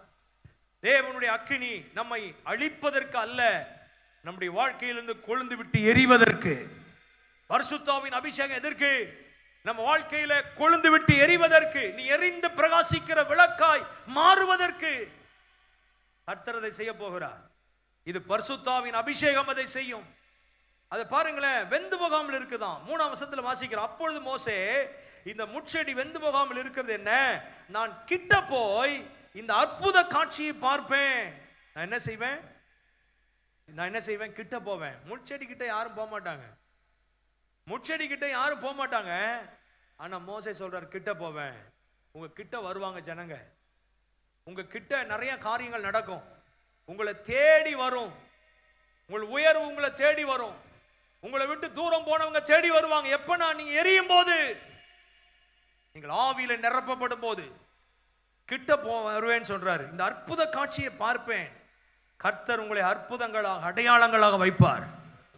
நீங்கள் இருக்கிற இடங்களில் அற்புதங்களாக அடையாளங்களாக கர்த்தர் உங்களை வைப்பார். 4ஆம் வசனத்துல வாசிக்கிறோம், அவன் பார்க்கும்படி கிட்ட வருகிறதை கர்த்தர் கண்டாராம். அல்லேலூயா. கர்த்தர் கண்டு முட்செடி நடுவில் இருந்து தேவன் அவனை நோக்கி, அந்த முட்செடி நடுவில் ஆண்டவர் இறங்கி வந்து பேச ஆரம்பிக்கிறார். நீங்க முட்செடி தான், உங்க மேல அக்கினி இறங்கிட்டுனா அவரே இறங்கிடுவார். அவர் உங்கள்கிட்ட இருந்து பேசுவார். அல்லேலூயா. இந்த காரியம் உங்க வாழ்க்கையில் நடக்கும். இப்ப நடக்க போகுது, இப்ப நடக்க போகுது. இந்த அபிஷேகம் உங்க மேல ஊற்றப்படும் போது உங்க வாழ்க்கை மாறும். அப்ப மோசே மோசேன்னு கூப்பிடுறாரு, சொல்லிட்டு சொல்றாரு, நீ நிற்கிற இடம் பரிசுத்த பூமி, உன் பாதரட்சைகளை கலட்டுன்றார். முட்செடி கிட்ட செருப்பு போட்டு தான் வருவான், பாதரட்சையோட தான் வருவான். ஆனா அக்கினி இறங்கிட்டுனா அந்த இடமே பரிசுத்தமாயிரும். அல்லேலூயா. உங்க வாழ்க்கை அசுத்தமா இருக்கலாங்க, உங்க வாழ்க்கையில சில விட முடியாத தவறுகள் இருக்கலாம், பாவங்கள் இருக்கலாம். ஆனா அந்த அக்கினி, அந்த அபிஷேகம் இறங்கிட்டுனா உங்க இடம் முழுவதும், உங்க சுற்றியுள்ள வாழ்க்கை முழுவதும் பரிசுத்தமாய் கர்த்தர் மாற்றுவார். அந்த காரியம் இப்ப நடக்க போகுது. அல்லேலூயா, அல்லேலூயா. அந்த இடமே பரிசுத்தமா கர்த்தர் மாற்றுறாரு. கர்த்தர் அவனிலிருந்து எழுந்து பேசுகிறார், மோசே, நீ நான் ஆபிரகாமின் தேவன், நான் ஈசாக்கின் தேவன், நான் யாக்கோபின் தேவனுமாகி உன் பிதாக்களுடைய தேவனாய் இருக்கிறேன். மோசே கிட்ட ஆண்டவர் பேசுறாரு. ஆண்டவர் தம்முடைய வார்த்தைகள் அந்த அக்கினி ஜுவாலையிலிருந்து பேசுவார். அந்த அக்கினி ஜுவாலை தான் ஒரு மோசே என்கிற ஊழியனை எழுப்பினது. உங்கள் மூலமாய் ஊழியர்கள் எழும்புவார்கள், நீங்கள் ஊழியர்களாய் மாறுவீர்கள். அந்த அக்கினியை கர்த்தர் உங்க மேல இப்ப போட விரும்புறார். எத்தனை பேர் விரும்புறீங்க? எத்தனை பேர் இந்த அபிஷேகத்தை பெற்றுக்கொள்ளணும்னு விரும்புறீங்க? நான் ஒரு முட்செடி, ஆண்டவரே என் மேல இந்த அக்கினியை போடுங்க. அப்படி நீங்க ஜெபம் பண்ணீங்கன்னா உங்க மேல இந்த அக்கினி இறங்கும். எல்லாரும் எழுப்பி நிற்கலாமா?